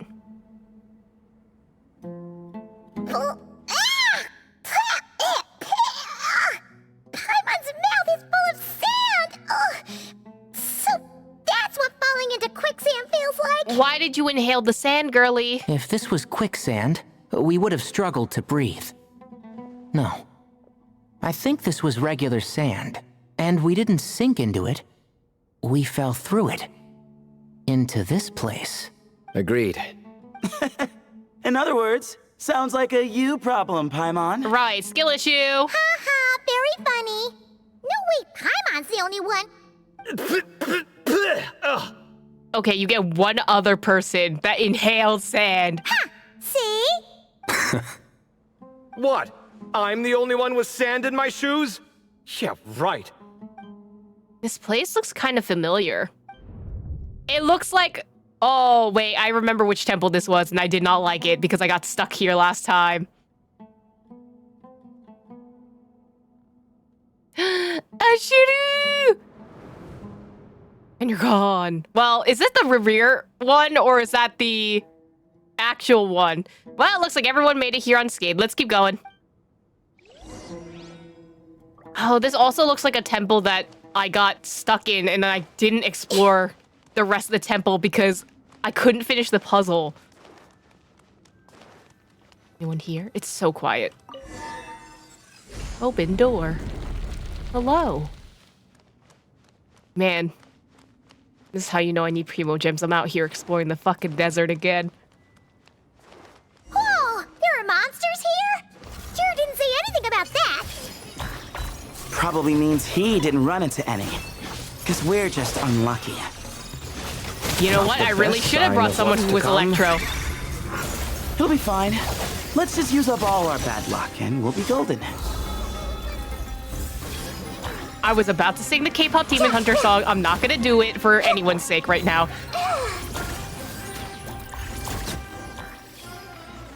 Okay, I switched teams because I was just like, I'm not doing this without Electro. Is there anything here? Lever. Anything? Lore, perhaps? You're not even gonna give me a smidgen of lore, buddy? Come on, dude. Well, these were the, I'm assuming, the temples that Layla opened before in the other cutscene. Lore. No? Fine. Fine then, okay. Kind of rude of you not to give me even a smidgen of lore.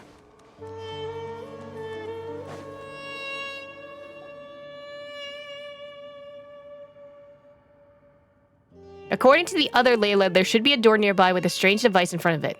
Ah, there it is. But the door's shut and the device seems to be out of energy. In that case, it should be disabled. Good, at least we won't fall into the same trap. I should probably remind everyone not to touch anything, though. Be careful, everyone. Don't run around touching everything. Well, that goes without saying. Fair point. There's just one problem, though. The only way forward is through that door. Oh! Is it time to hunt for a key? Paimon loves this part. Okay, what if Paimon touches it and then we get, like, an Asmodee reveal or something? I don't know. Don't worry.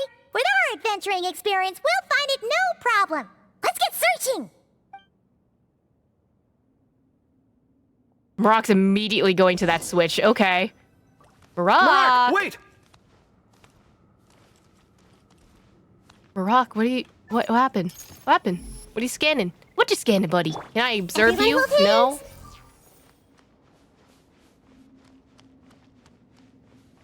What you doing, buddy? Uh-huh. What happened? Key? Key? Marak seems interested in these jars. Go smash them. And what if I don't? Ah, well, we would hate for you to have to lift a finger, Your Highness.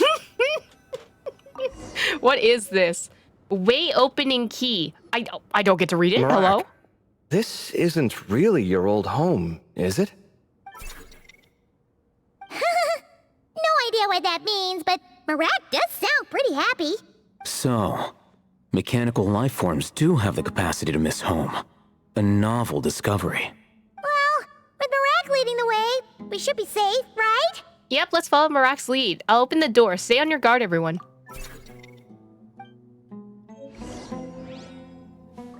Okay, can I look at what it says? A key discovered with Marak's help. It's nice having a quiet yet considerate assistant by your side. That's a dig at Paimon, but alright. Good thing you decided to join, Kaveh. Otherwise, our investigation would have ended at that door. It was nothing that I did.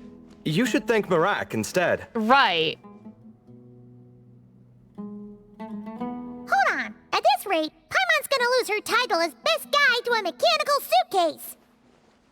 Don't worry, Paimon. Even at your most useless, you're stuck with me. Aw, thanks. Hey, wait.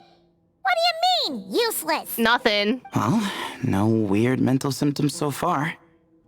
I'll take that as a win. That said...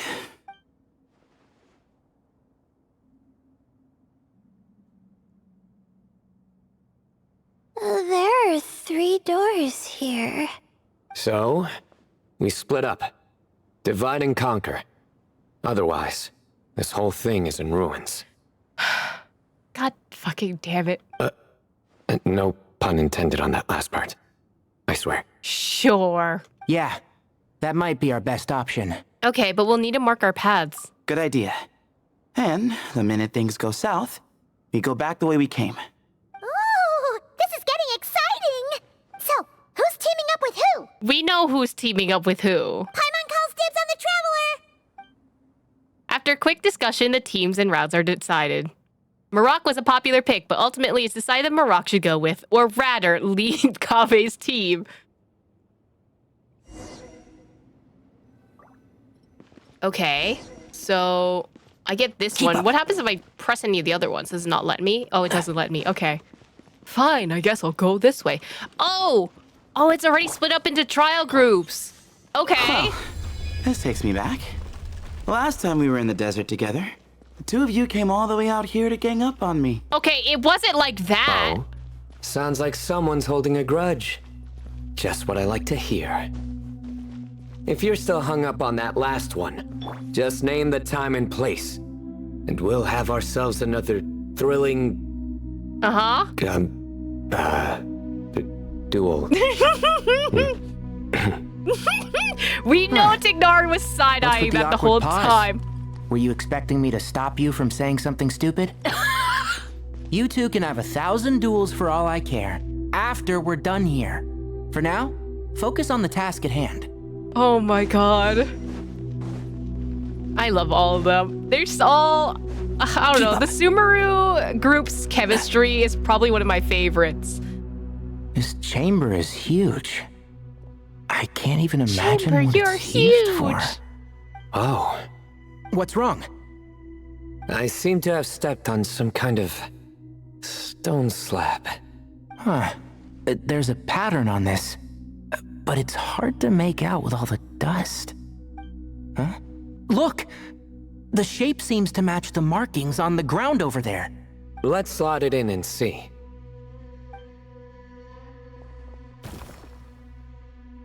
And we have a match. Looks like we need to find the other 3 broken slabs. Let's search the area, but be careful where you step. Literally said, don't touch anything, proceeds to touch something. Okay, well, now I need to find the other pieces. What are you pointing? All the way up there? Now, girlie, how am I supposed to get up there? Oh. Like that. Crazy how we're picking all this up. Ouch, but watch out. The edges are kind of sharp. Can I pick up more than one? Cannot move stone. Okay, so I have to put this down first. I'm gonna spam locations until you give it to me. Wait, we're missing one then. Got the third piece. So where's the last one? We just need one more. Hi, kitty! Look, a cat. Could it be the same one Jer mentioned? I don't think we need to worry about startling him. He doesn't seem afraid of people. Yeah. If anything, it seems like he wants us to follow. Cat? Cat? Hi, cat. How's it going? What's going on? What are you doing? Uh-huh. Where are we going, kitty? Uh-huh. I like that they have their own colors. I wonder where this cat came from. If Nefer's cat rescued her from like another ruin, he led then us to the last piece. Who's a good kitty? Who's a good kitty? Who's a good kitty? I never thought I'd hear you say something like that. You've clearly never heard how the professor talks to his tomatoes, then. I don't want to know.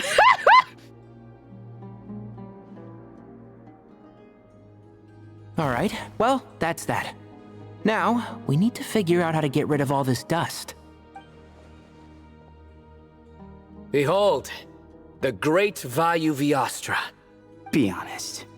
You've been waiting to say that for how long now? Just activate the mechanism. I love how all of them are just done with each other. How do I turn this on again? I forgot how we were supposed to do it. By attacking it. There you go. Oh. I'm assuming... I don't know. Hold on. Get up. Nope, you're not gonna... Okay. What happens when I fall down into a pit and have to go around?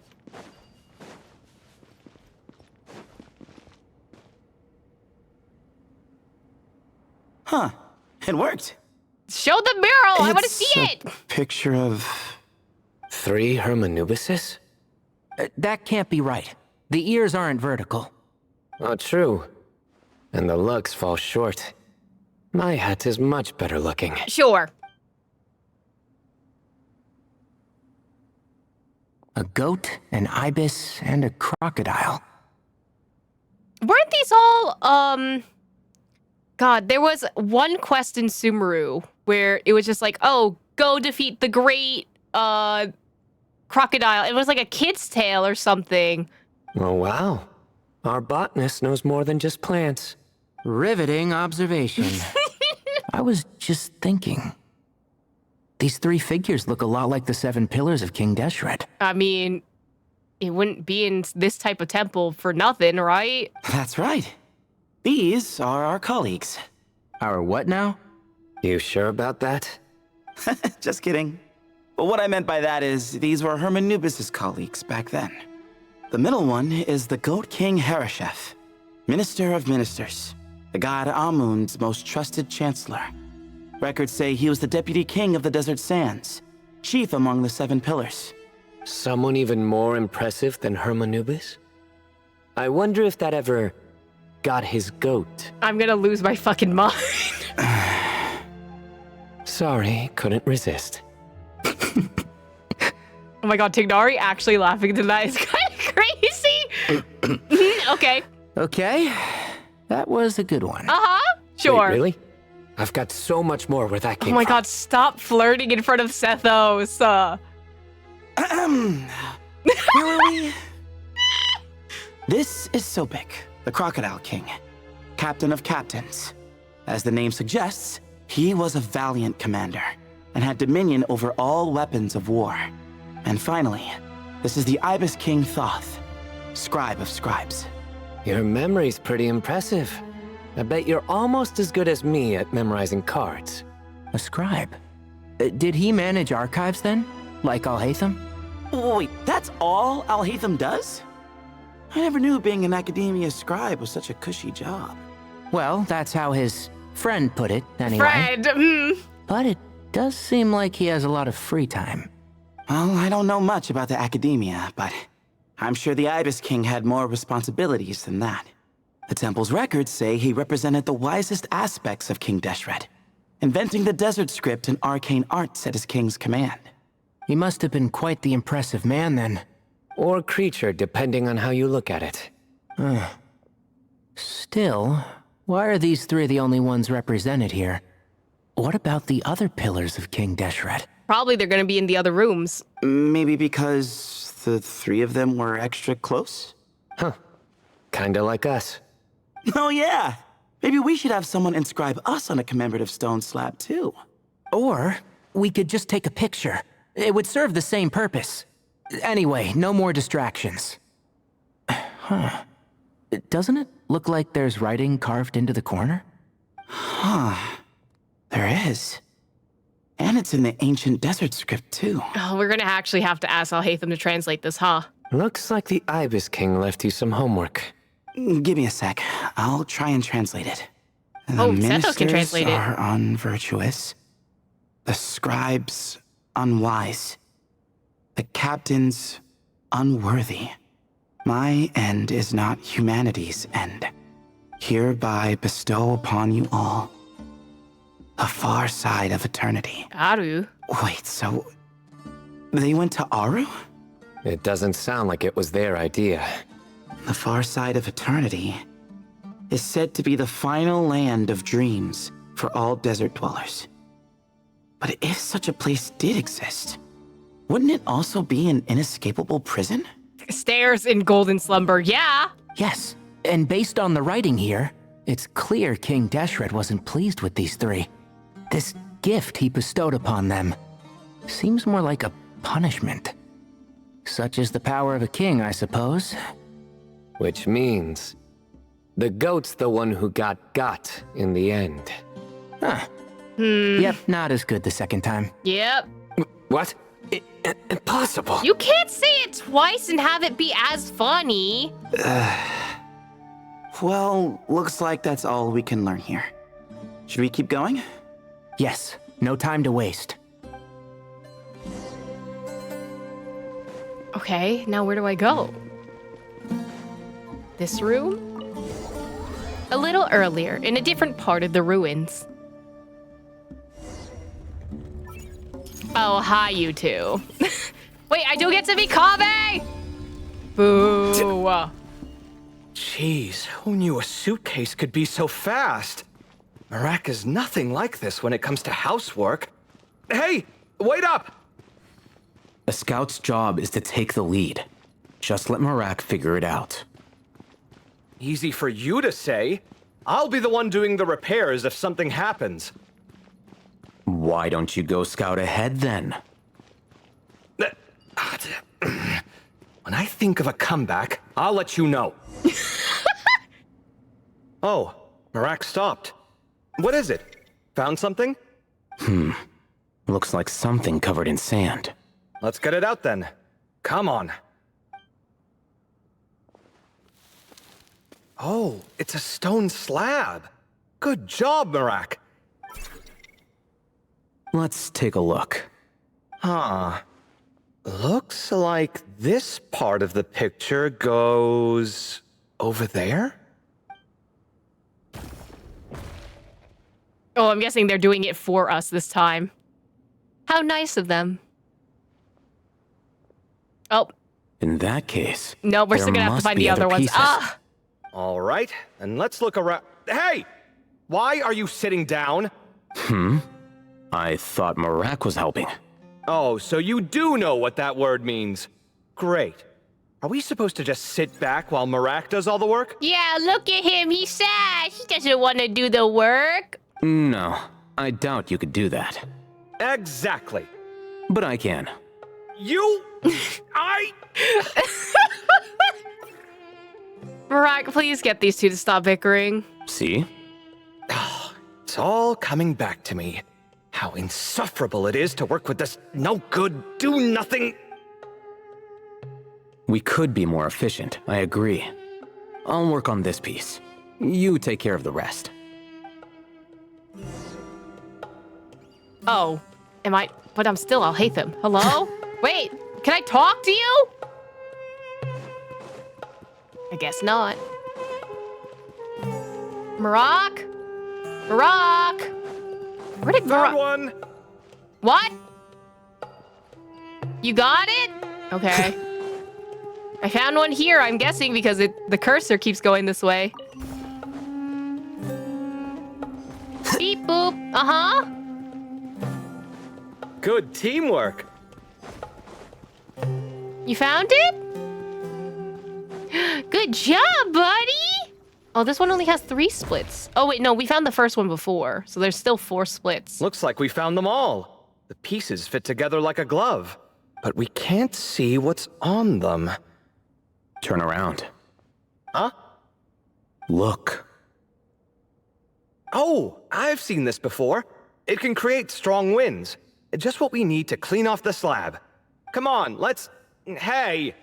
Don't worry about me. If I sit here, I won't be in the way. Oh my god. Oh, you don't want to be in the way? Then sit right in front, so the device can blow you straight back to Sumeru City. Oh my god. Alright, I guess I'm Kaveh. Well, I guess here we go. Scanning. There you go. Oh, there's only 2 people on it this time.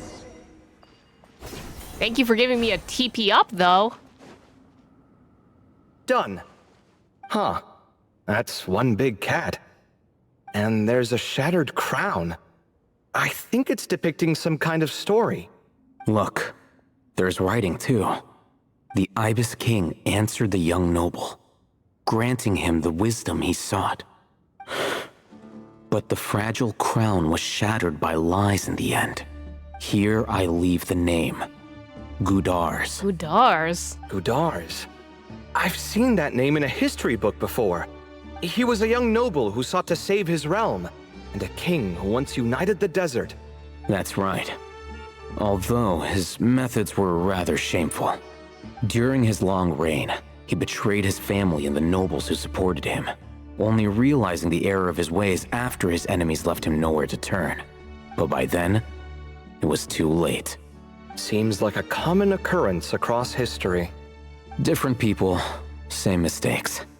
It's an inevitable pattern, destined to repeat itself. I'm very curious as to what book this was from because I don't remember it off the top of my head. But then again, I didn't read a lot of the Sumeru books yet. The writing mentions the Ibis King, but a cat is depicted here. Does that mean... So far, what's depicted on the slab seems true to history. In which case, this cat is either a proxy for the Ibis King or a manifestation of said king himself. I was assuming the king. Exaggeration is a common method ancient records use to highlight a being of higher status. And as we know, Layla and Jur both heard the sound of a cat while escaping the ruin.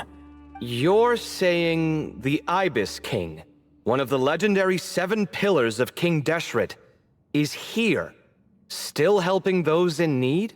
Maybe. I'm saying we can't rule it out. And there's the cat. Wait, there it is. The cat. He saw y'all bickering and left. Where did you go? Marak! Ah, Marak went after him. The cat's showing us the way forward. Come, let's follow. Okay.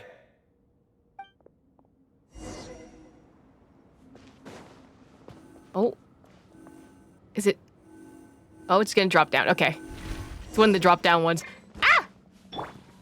Marak! Oh my god, where did Marak go? He's so fast! Huh. The cat's gone. Yes, but look where he led us. Oh. Another slab. It looks similar to the last one.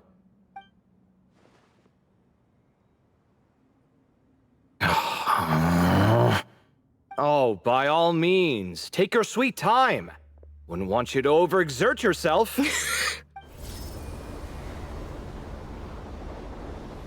At least they didn't make me turn it on twice.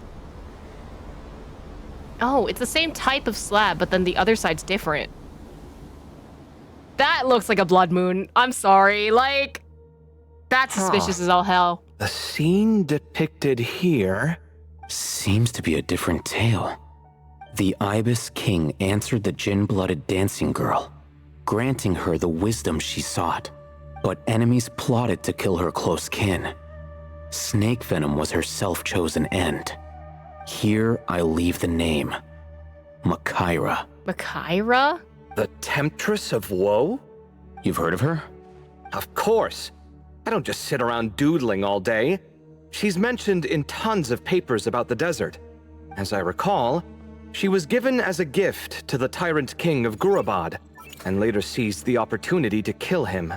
After getting her vengeance, she reigned as queen for many years, until her enemies attempted a coup, and she took her own life. That's more or less the version I've read as well. It seems this queen also had dealings with the Ibis King. Yeah, I'm starting to find this whole granting wisdom business a bit concerning. I mean, considering how Gudars and Makaira ended up, it might not have been a good thing. But, at the same time, if the cat guiding us is linked to the Ibis King, then he doesn't seem like a villain either. People are complicated. And the same is true of the servants of the gods, no matter their wisdom or power. Let's reserve judgment for now and keep moving. I kind of wonder what our Ginny has to say about it, but after Apocalypse Now's quest, technically the Ginny doesn't exist anymore, so...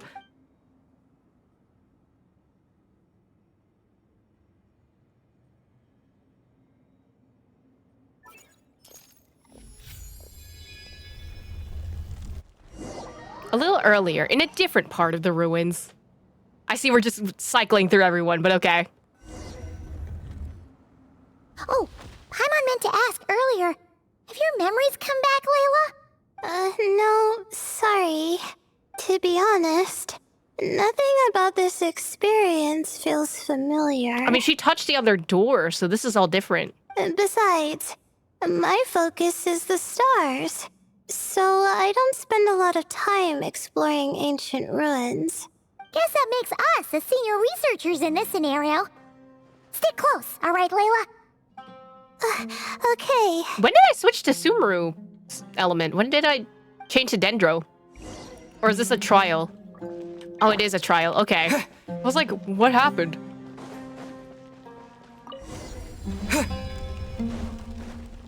Anyone here? Would Cat like to show up?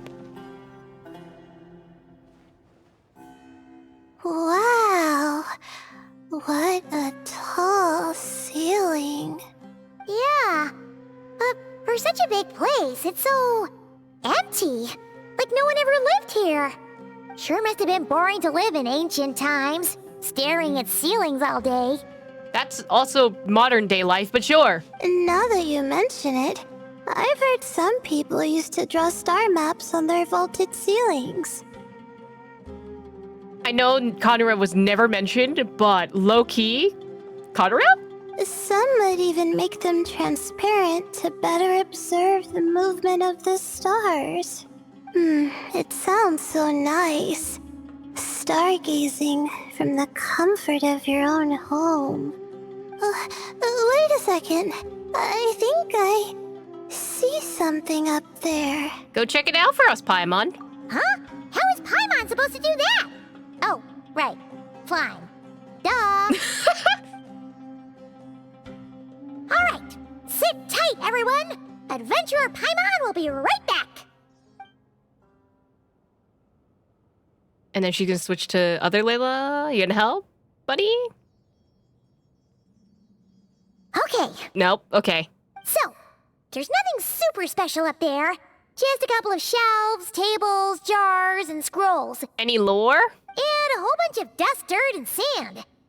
You really want to search through all that stuff? The more dirt, the better the treasure. Well, when you put it that way, come on then. Let's see what we've got. Paimon's hoping for something super valuable. It's a little high up, so be careful. Thanks. I'll stick close. We got TPs up there, though? Oh, we do. Okay. All right, now which one of y'all want to give me lore? No one?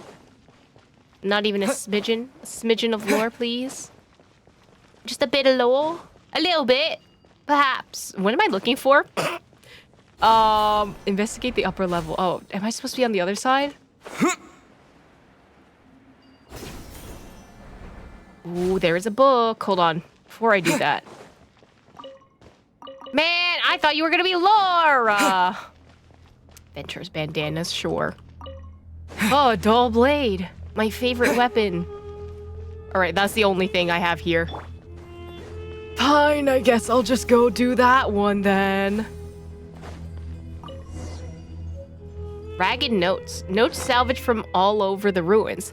Based on the state of the fragile yellowed paper, they appear to have endured the passage of many, many years. Craft? Okay, we have to find 3 notes. A second one. And a third one. Alright. Alright, well, now that's craftable. I think that's everything. Most of the documents are in the ancient desert script, except these ones. These seem old as well, but the handwriting makes them stand out. And there are dates on them. Right! Let's arrange them in chronological order before we read through. Sort through the ragged notes in your inventory. Can't we just craft them all into one or nah?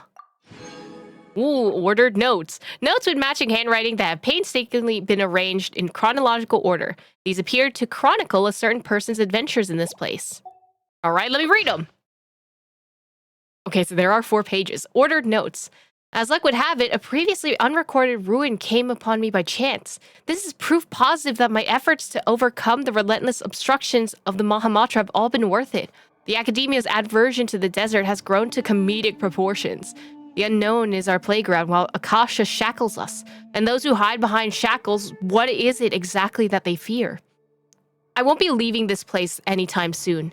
I discovered a number of sites worth exploring, and it would be remiss of me not to seize this opportunity. It won't be easy to tell day from night since I'm cut off from the outside world. If I'm to avoid losing myself to the unknown, I must not forget the marks in the passage of time. Recorded on the morning of the 10th of May. Ordered notes 2. That senior scholar fell and hurt himself. Typical of someone from the Rotawis, always gazing skyward and never at their feet. I'm guessing the obscuring cell must have been one of King Deshret's prized creations, judging by how many of them there are around here.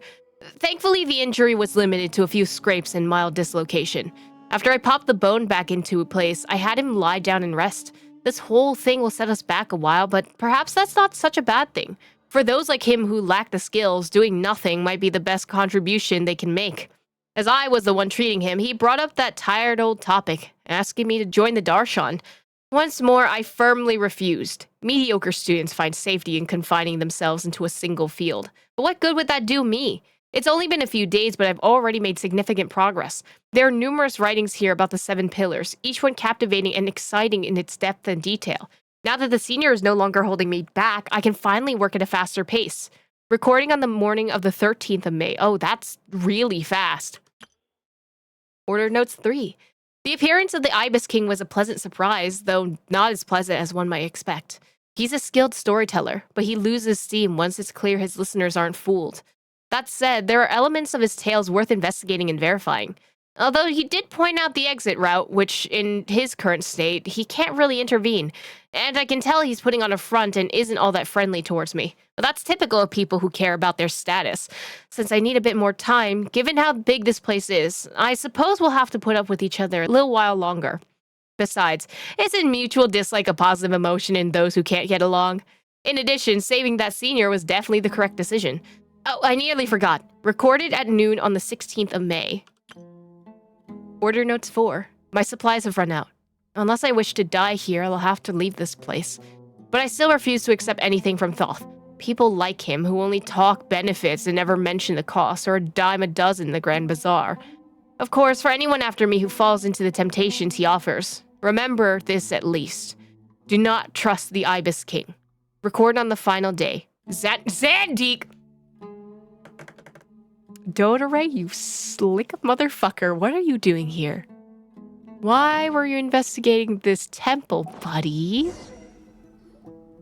Okay, now let's take a look. Okay, and then I read through this before. Maybe I should have just waited for them to actually cue it into the story. Seems like the notes of someone who was trapped here. Someone being in very large quotes. Maybe this person fell in by accident. Like Mr. Jur and me. Also, if I had a nickel for every time we fell into some type of temple thing and Zandik had his name on here, I'd have 2 fucking nickels. And it's very strange it happened twice. Yeah, maybe. But they don't sound super worried about their situation. So, either this person's an ace adventurer, like the Traveler, or some kind of super optimist. An optimist, huh? I wish I could be that sort of person. Well, blind optimism isn't good either. Besides, you have your own strengths, Layla. Also, these writings are written by a madman, so... That's right!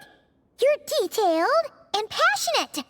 Great qualities for an adventuring buddy. This optimist seems super obsessed with exploring every corner of this place. That could have gotten them in big trouble for all we know. Well, I appreciate the compliment. It's almost magical how words like that can make you feel like you can do anything. I only wish that magic could last a little longer. Until I figure out my new study topic, at least. Let's keep reading. Okay, and then this is page 2. Oh, so they're just like, oh, slot it into the next pages. Okay. Oh, looks like you were spot on, Paimon. See? Told ya! That's what happens when you don't think things through. And all this talk about seniors and juniors, he was a student just like you, Layla. Whew, he sure talks a big talk for a student, though. You'd think he was some kind of old scholar instead. Huh. What is it? Did Paimon say something wrong? No, not at all. I was just thinking, and this might sound rude, but the way this person speaks is just so... Cold? You noticed too. I mean, it's good that he helped treat his companion's wound, but it didn't seem like it was out of kindness. More like he was looking out for his own self-interest, or thought he could get something out of it. Yeah, that sounds like Dodore. I don't know. Maybe I'm reading too much into it. No, you're right. He didn't even mention the companion on the previous page. Yeah. If you're both in this dangerous situation together, wouldn't you mention them at least once? If it were Paimon, she would write down the name of every single person she was with. No one would be able to get away. Well, you'd all be stuck there together, so... Actually, I find Paimon's approach quite sensible. It makes sense from a safety perspective, too. That way, if anyone came to the rescue, the notes would be able to tell them everything they needed to know. Whoa! That's genius-level thinking! Well, I learned that from Madame Farazan, actually. Well, she would know. I'm not speaking from personal experience or anything. It's a very useful tip. Thank you, Teach. Oh, no! I'm just a student. You can be a student and a teacher at the same time. I have personal experience of that. It's fine! You taught us something, so you're our teacher. Simple as that. Anyway, from the looks of things, the student who left these notes behind was pretty weird. Let's keep reading. And then this was the third note. Whoa! Hang on! That's a lot of information. Paimon needs a moment to take this in. The Ibis King. So... did this person actually meet the Ibis King here? Never talked about the Ibis King before. Sorry. Who? Oh, you never heard of the Ibis King? Strange. I think she was talking about Nefer. Jeez, not again. Stop teasing her, Traveler. You know she was asking about Nefer. Anyway, Nefer's, a friend of ours. And She's mentioned the Ibis King before, but not in much detail. Huh, Paimon handled that pretty well, actually. She managed not to spill any of Nefer's secrets. Guess the boss of the curatorium has earned her respect and then some. Oh, I see. Well, that's not too surprising. Most people in Sumeru know about King Deshret, and most in the academia have at least some knowledge on the 7 pillars. Legend has it, King Deshret ruled the desert at the head of several wise retainers, guiding their people to pursue the limits of wisdom.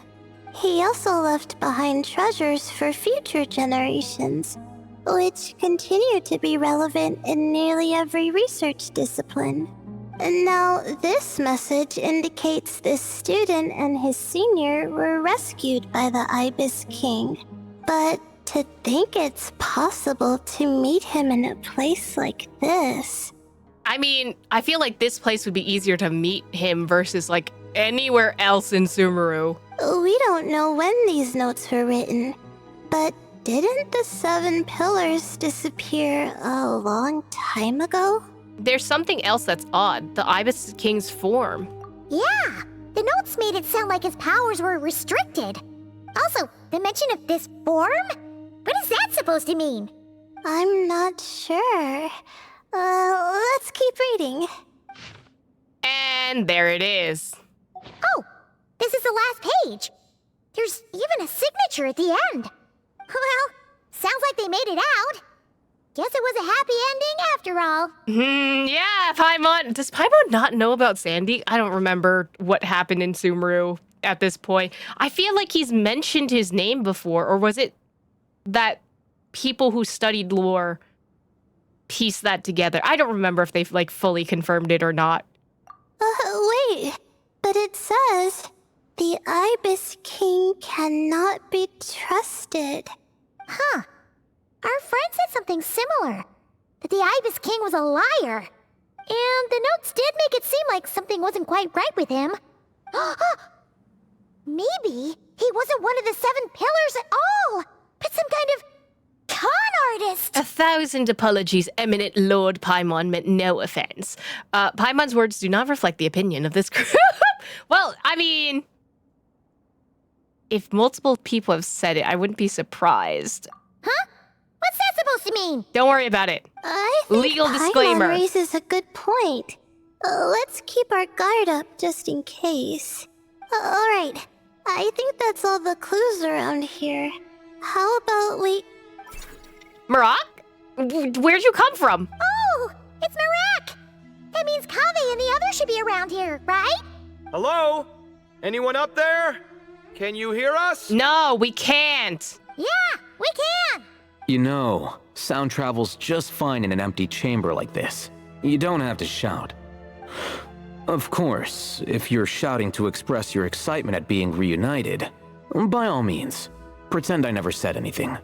Yelling like this is kinda exhausting.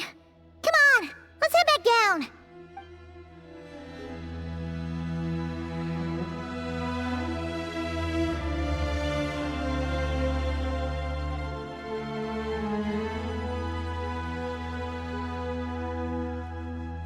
Wow, we all ended up in the same place, huh?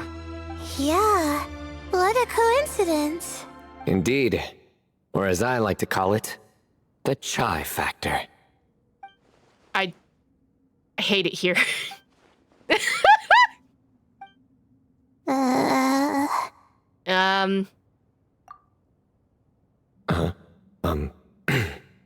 No reply? No. Just say it. All right. No. Because it's spice to sweet brew again. Yeah, there it is. Oh, hey, that's a new version. Wait, what? You've never heard that one?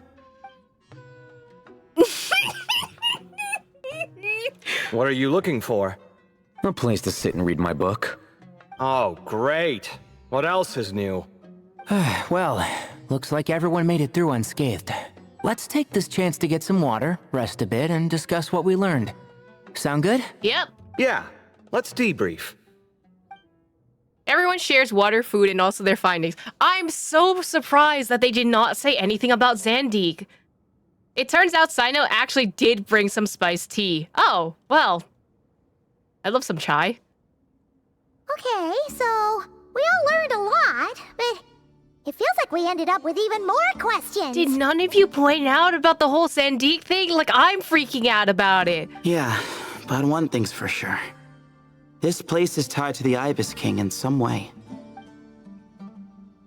Hey, Sino. You're the current representative of Hermanubis. Can you call him up for a sec? Of course. Just let me sense his presence.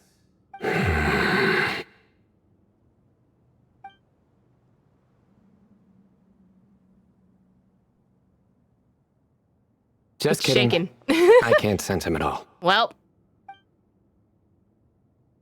He's actually fully reading. Santos, did you set him up for that one? What are you, a two-man act? Wow, good one. Sorry, Hermanubis isn't like the Ibis King. He can possess me, but I can't talk to him whenever I want. Oh, truly? Does that mean he's gone? I would have liked to reminisce about old times with him. The cat is speaking! The cat! It speaks! Of course it speaks. In fact, it is not an it at all. You do me a great offense. My apologies.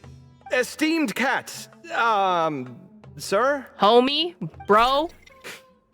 Oh, this little contraption is still here. Contraption? No, this is Marak. Which means you do his assistant a great offense. Huh? Well, I didn't mean... Well, I apologize. I wasn't referring to this Marak, but rather the thing that operates it. King Deshret was quite partial to it. What do you mean King Dresser was quite partial to it? What? I have forgotten what it was called. It must have had an official name, albeit in the old tongue. Even if I did remember, I would need to translate it into modern language. It's not important. Marak's a fine name. Even better than the original, if you ask me. Who thought of it? And the remodeling, quite well done indeed. This Marak looks much happier in its current form. Oh, and the components should have model numbers written on them. You can look them up if you're curious. This cat talks a lot. Quite the one-sided conversation. Is this what the Ibis King was like? He seems quite eloquent. I wonder if he plays cards. Sino, not the time! I knew Marak was a great name. Go me! Let's see, what page was I on again? Should have brought a bookmark. That all went over Paimon's head. So when the notes mentioned something being off with the Ibis King, it was because he's in the form of a cat. Also, he's a fucking yapper. Hi, Thoth. Hello indeed. For you to know my name. Yes, I was not mistaken. You are special among your companions. But you are all guests. It is only proper to invite you in. Come then, this way. Okay. A little sus. We're all going into a random room with the Ibis King. But sure. So, y'all got tea? Y'all got books? Chairs? Anything? Didn't realize you had an elevator in this place. It's kind of fancy. Good for you, buddy. Anyway, you want to explain why Sandeek was here? Oh, okay. So, the 7 pillars. There are more cats.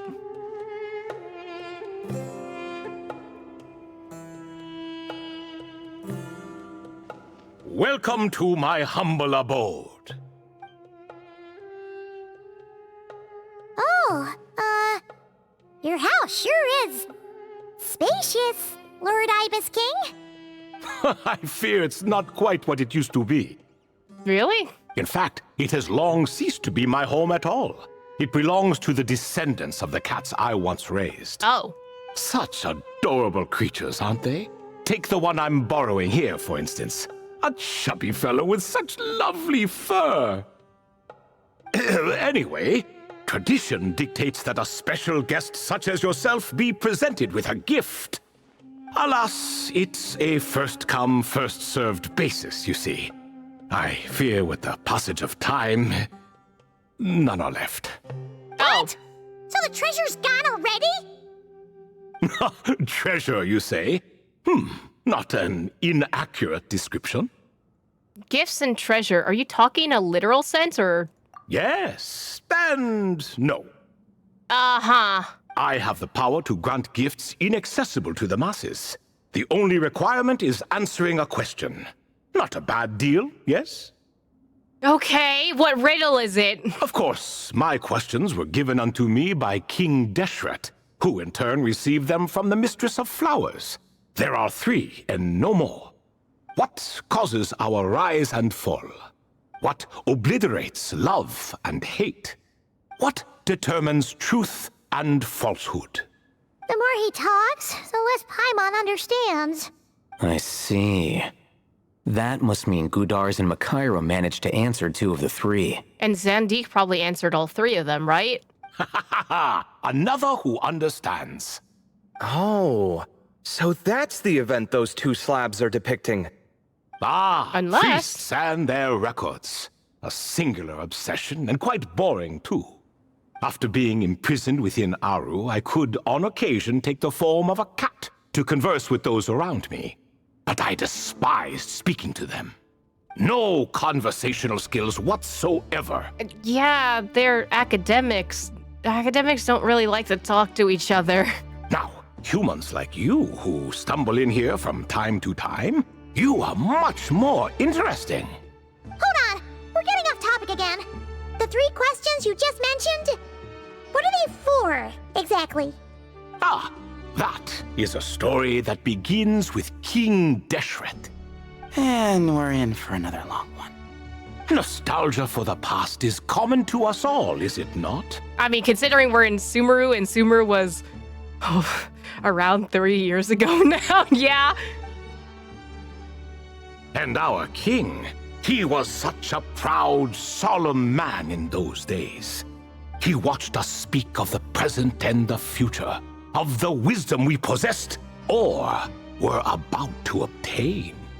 We were his proud retainers, confident in our belief that, so long as each one of us used our abilities to the fullest, progress was inevitable. Yet, King Deshret's ambition was not destined to be allowed in a closed-off world such as this. So nothing went as planned. In fact, from the beginning, there were signs an outcome of this nature was inevitable. Because although there were 7 pillars, one was forever absent. Al-Ahmar would insist the Dendro Dragon Sovereign was one of us, but the dragon herself rejected that idea. I mean, Apep doesn't really like anyone, so... Huh.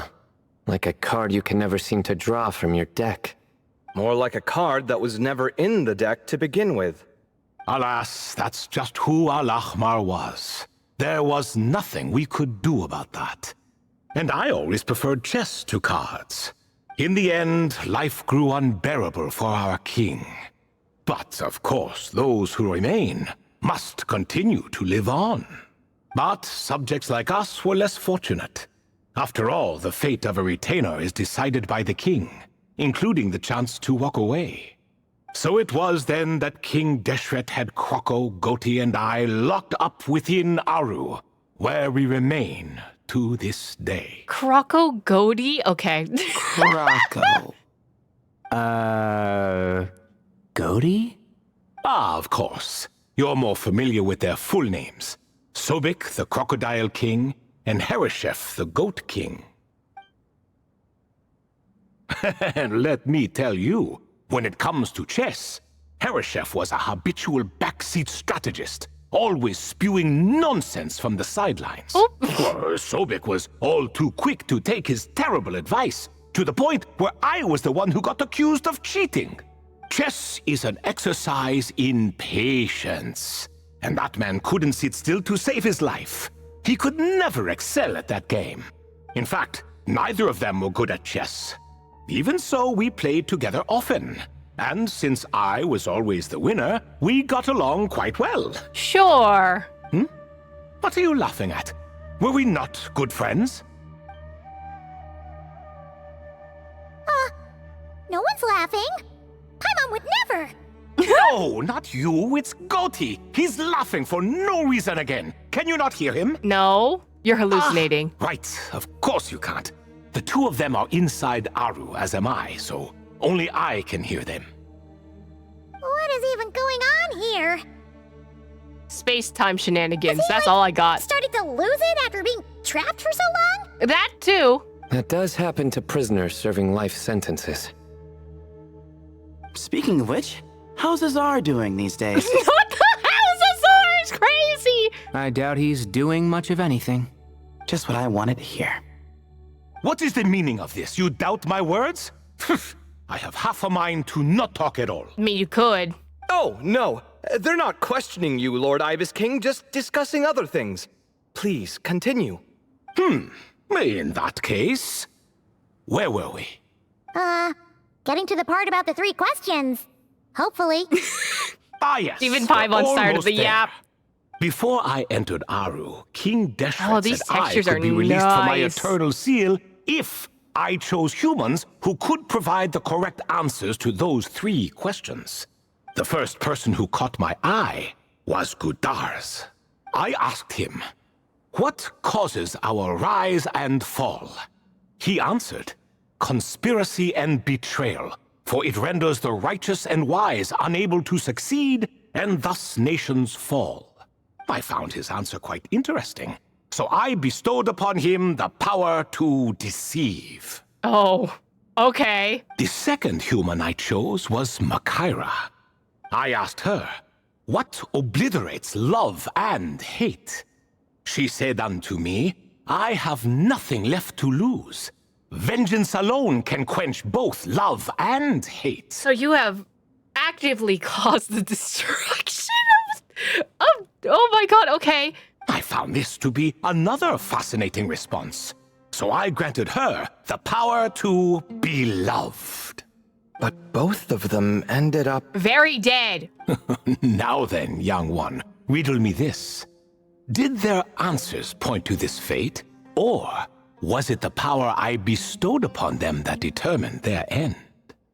It could be both, right? I'm just an observer who doesn't understand their circumstances, so I can't answer.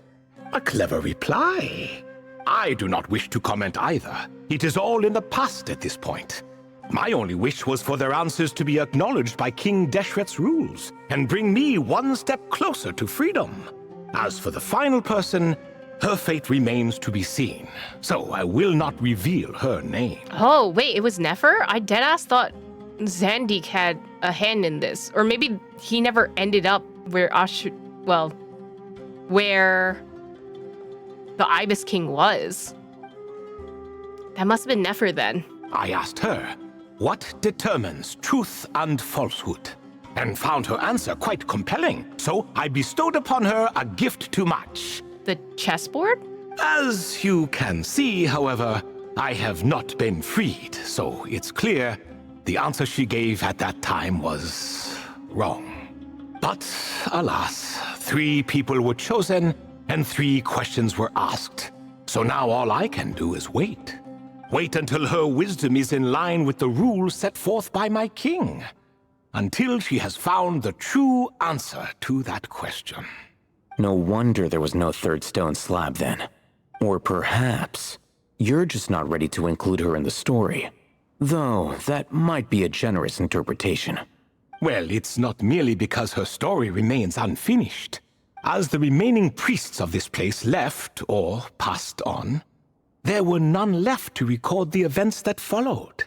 Besides, stone slabs are few and far between in the Great Red Sands. In the sprawling desert, very few things or people even manage to leave a trace. But sometimes I can't help but wonder, if that young man from several centuries ago had been willing to answer my question, would I have left Aru by now? Wait, so there was someone else? Oh, so that one was Zandik. Of course, it has been thousands of years after all. All sorts of people have stumbled upon this place, but I only chose the special ones. That young man had such a singular intelligence, though his companion, by contrast, was rather average. Wait, could that have been? The author of those notes we found? The student named Zondik? Ah, yes, I think that was his name. In truth, I was unsure whether I should grant him my third remaining gift. He looks much more like the comic version of his art style in this one. He was, of course, exceedingly clever, but he was also mistrustful and narcissistic in equal measure, and there did not seem to be a line he was unwilling to cross. Too much power could be dangerous in the hands of someone like him, so I found myself rather relieved when he declined my gift. Oh, he turned you down? Did he give a reason? Yes. He said he didn't need it. I mean, considering his mass destruction elsewhere, yeah, he doesn't need it for sure. I still remember the look in his eyes. Nothing stood out per se, and still I could sense contempt and disdain radiating from his gaze. I could not give an exact reason, but on instinct I just knew it would not end well to get close to a man like that. Mm-hmm. So, I tricked him. Stick close to your companion, I said. Only the descendants of Tuletula can come and go as they please. Leave him behind, and there is no escape for you. So, does that mean his companion wasn't a descendant of Tuletula? Oh no, that part was true. The lie was in the other half. Anyone can enter or exit this place. There are no restrictions. I saw that his companion was exhausted and was concerned Zandik might leave him behind, or worse, that some other accident might befall him. So I made up an excuse to prevent Zandik from going a step too far. Oh, and speaking of, Sandik's companion had the same blue hair and pointed ears as you. Huh? Wait, does that mean Layla's also a descendant of Tuletula? Indeed. When Hermanubis founded that city, he took in many who had nowhere else to go. Today their progeny are scattered to the four winds, and indeed are far more numerous than I could have imagined. So the person you protected could have been my ancestor. Yes, yes. You're very welcome for that. Could I ask another question, Lord Ibis King? Of course. I have nothing but time, I'm afraid. Did you also save me and a man named Jur? I did. You two were quite unlucky bumping into a device King Deshret once used to measure human brain power. That contact caused more knowledge than you could handle to flood into your minds. So I replaced that knowledge with simpler, repetitive information. Of course, the side effect being the same thought repeating over and over again in your mind, but that should resolve itself in time. How many moons are there in the sky? Yes, that was the phrase I used in your head. I forgot the other one, though. I believe it had something to do with food. Of course you would. Both were spur-of-the-moment decisions, so no need to dwell on the meaning too much. Sure, buddy. I see. Thank you, Lord Ibis King. As I said, young one, you are most welcome. If you're inclined to return the favor, perhaps you could turn off that device so no one else can trigger it? There's only so much a cat's paw can do, so I'm afraid this is something I must leave to you. Or Marak, I suppose. Don't worry, the device can no longer be activated. Oh, splendid! Another one bites the dust. Such is the fate of things here. Day by day, little by little, the remnants of ages past fade into obscurity. For that reason, the gifts of bygone eras, be they tied to your blood or technological in nature, are not to be revered. They are tools, nothing more. Disrespectful? I simply make the most of what I have. Besides, our king has been gone all these years. What good does it do to revere him now? Oh, are you talking to the Goat King again? No, Croco this time. He's pestering me for another game of chess. Says he wants to even the score. Bro, even what? You keep winning. Wishful thinking, if you ask me. If we counted one push-up for every loss, he'd owe me 300,000 by now. Of course, that's just a rough estimate. I've never kept count. It appears that's something you like. Being someone unable to be defeated. I suppose so. All right then. Time for me to extend my winning streak, and for you all to head home. Best of luck to you. In I don't like that laugh. Deep down, I know even the answers to those 3 questions will not change my fate. But that is for me to reckon with. Go on now. It's low-key giving Wizard of Oz. Like, the way he answered the questions and everything. Oh, that's suspicious. Not him going like, oh, don't worry about the moons. Okay, then. We're not in a Luna patch or anything. Excuse me. Do you even know what time it is? I've harvested 3 crops of tomatoes while you've been gone. No, you didn't. It's just nighttime. You're exaggerating, Professor. I'm making a point. There's a difference. Sincerest apologies for keeping you waiting, Professor Cyrus. Our mistake. Please accept our apology. See, that's what I call manners. Now, are any of you hurt? Nope. It went way smoother than we expected, actually. I presume the investigation is complete then. Come, tell me all about it. You tell Cyrus what happened. I love that he's just like, please tell me, I want to know. Did you look out? If you've read the work from the Vahumana Dashan, you would know that the Ibis King has, well, let's call it a mixed record. Perhaps he softened up a bit in his old age, and that's why he chose to help you. Or perhaps he just didn't have a good enough reason not to help us. See? Marak agrees. How do you even know that's what Marak meant? That could have just been a happy noise. In any case, there's a lot to be happy about.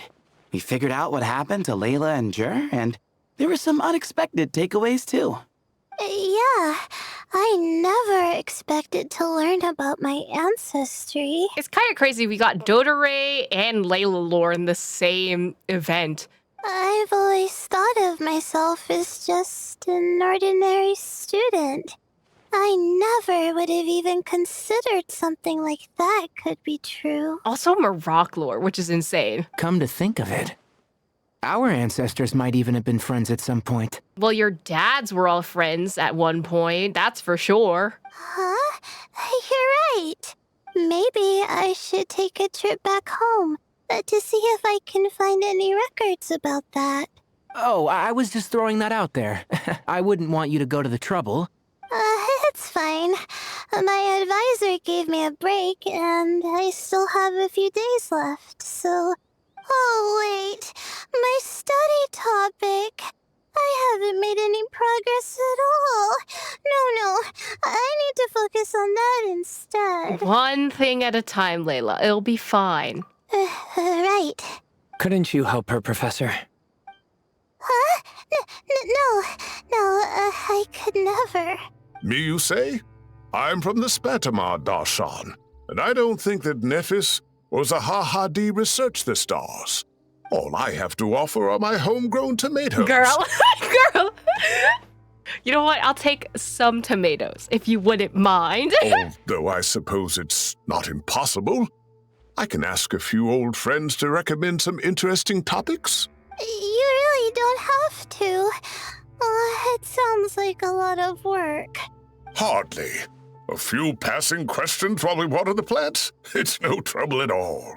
Thank you so much. Of course. Now it's getting late, and you all must be tired. Let's wrap things up here.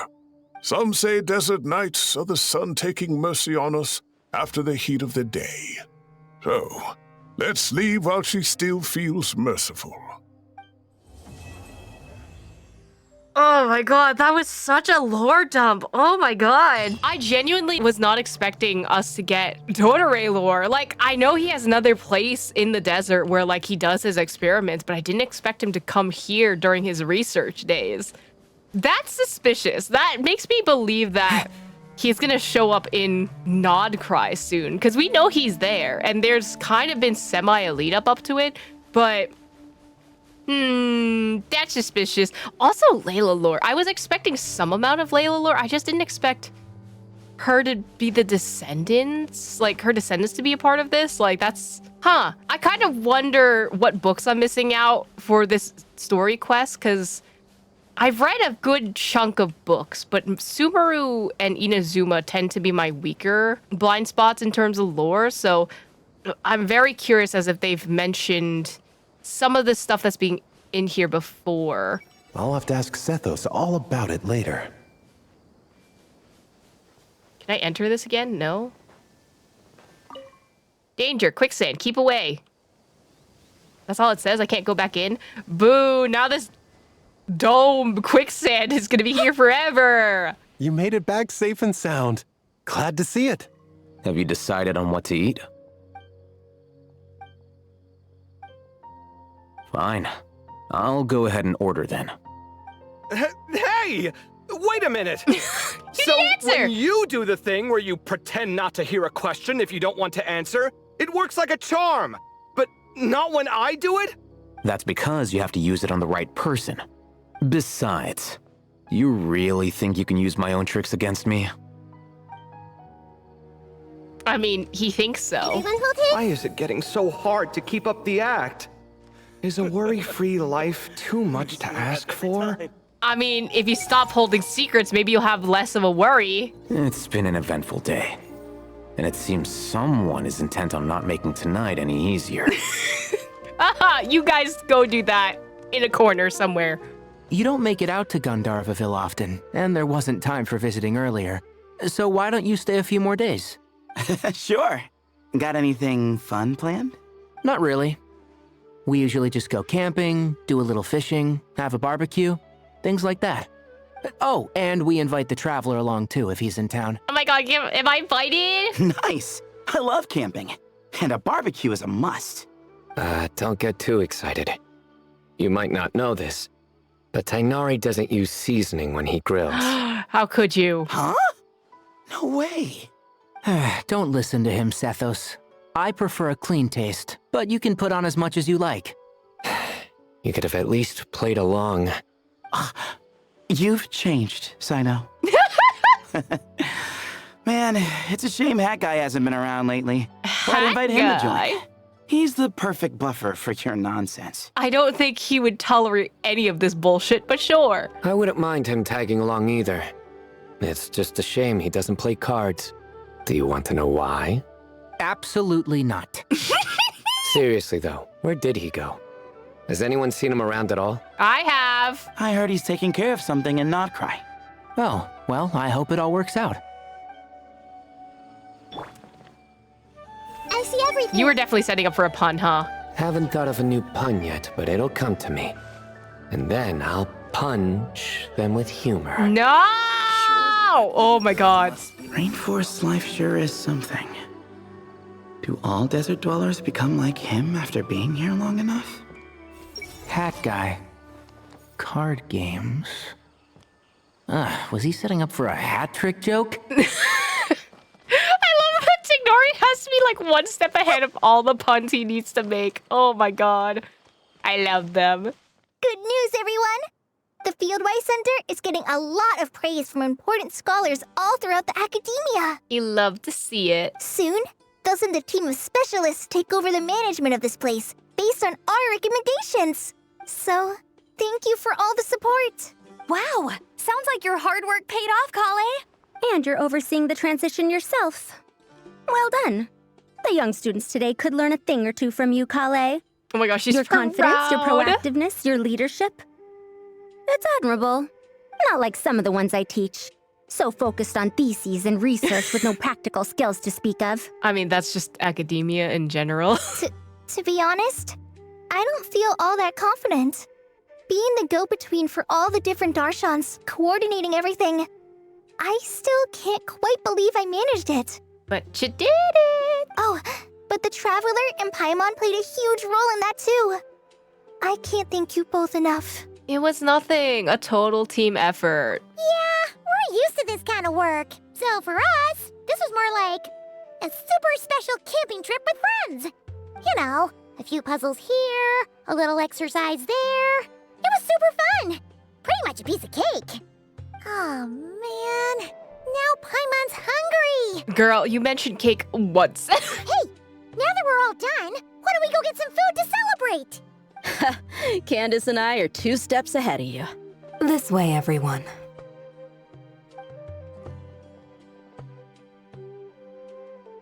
Woohoo! That looks delicious. Oh, I'm so hungry.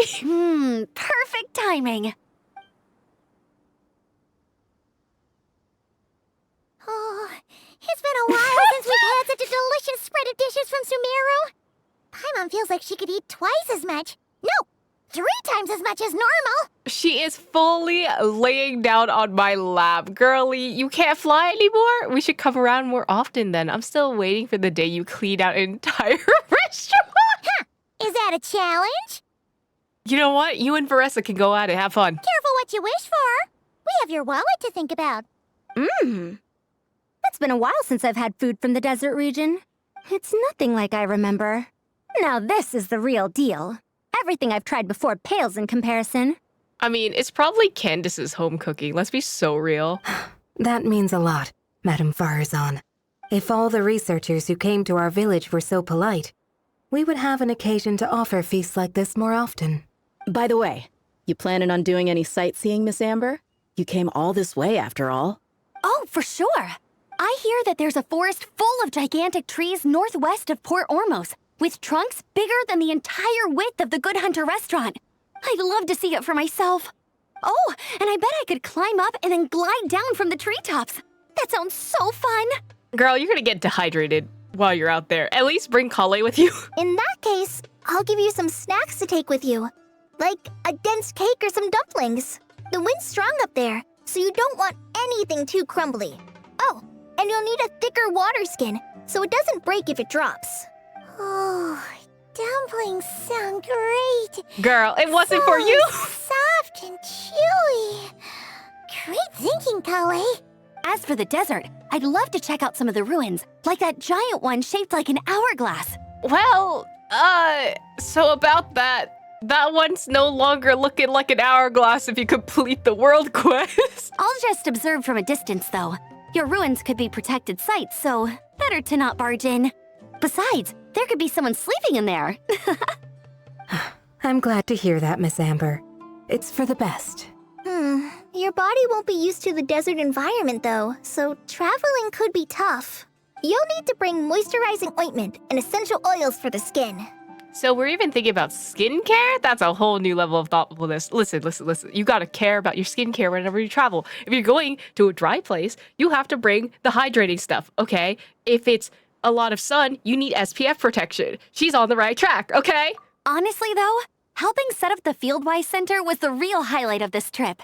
And thanks to you, Kale, I got to make some new friends, too. So I couldn't be happier.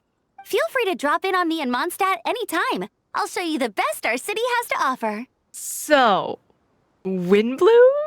Windbloom, maybe? Ludi Harpasta? One of those two, please? Don't mind if I do. Please let us go back to Mondstadt. I have a lot of reasons to go back, please. I had some dandelion wine while I was in Fontaine, and man, that was the stuff. So sweet and fragrant. Not a single bitter note in there at all. And that was the imported stuff. I bet the taste is even better when it's fresh. I'm looking forward to downing a couple of barrels already. It couldn't hurt to take a break from wine either. Those children gave you some hennaberry thorn powder, remember? You could make some tea. Come on, Candace. It's just a taste. The barrels aren't even that big. We're talking like 3 to 5 cups per, tops. Are you know what? You have fun with Venti. In that case, 3 to 5 cups for a barrel? Insane behavior. And don't worry, I'd make sure to bring back souvenirs for everyone. Well, I've heard the Knights of Favonius library has quite the collection. They do. I'm still reading through it. I wonder if there are tomes that approach engineering from a different angle. Could be worth perusing. I mean, you could talk to Lisa about that, right? I'm not sure about the exact number, but the library's pretty huge, all right. What kind of books are you interested in, Madame Faruzan? I can write them down and have Lisa get them ready for you. Either way, just leave your Mondstadt travel plans to me. Lisa? Lisa Mincy? Cyrus's prize student who he never stops bragging about? So that's where she's hiding. Oh, right. I didn't remember that you didn't know about that. This is kind of nice, isn't it? Friends of ours meeting other friends of ours, then becoming friends in your own right. The world doesn't stand still after all. It's nice to have some friends all over, don't you think? Yeah. Maybe we should start introducing our friends to each other. Paimon can think of a few who might get along. I mean, that's what the travail counts are for, right? Hi, I would like give me more Sayu content, please. I'm begging you. More Sayu, more D-Luke, more Flynn's, actually. Give me all of them. Thank you. Huh, not a bad idea, right? Just imagine all the fun we could have. Ito and Aurora, Yoimiya and Navia would get along so well. Oh, and they would cause a ruckus, those two. I love that they have cutouts for them at the end. That's suspicious. I wonder if they'll come up later. Oh, I genuinely thought there was more after this quest. I guess not. But I don't know how to feel about this story yet, just because I feel like I need to do more research on it. This is definitely for the lore dump people who like know a lot about the Sumeru stuff, and I just don't know anything about Sumeru. My weakest lore information comes from Sumeru, so I need to get to reading apparently.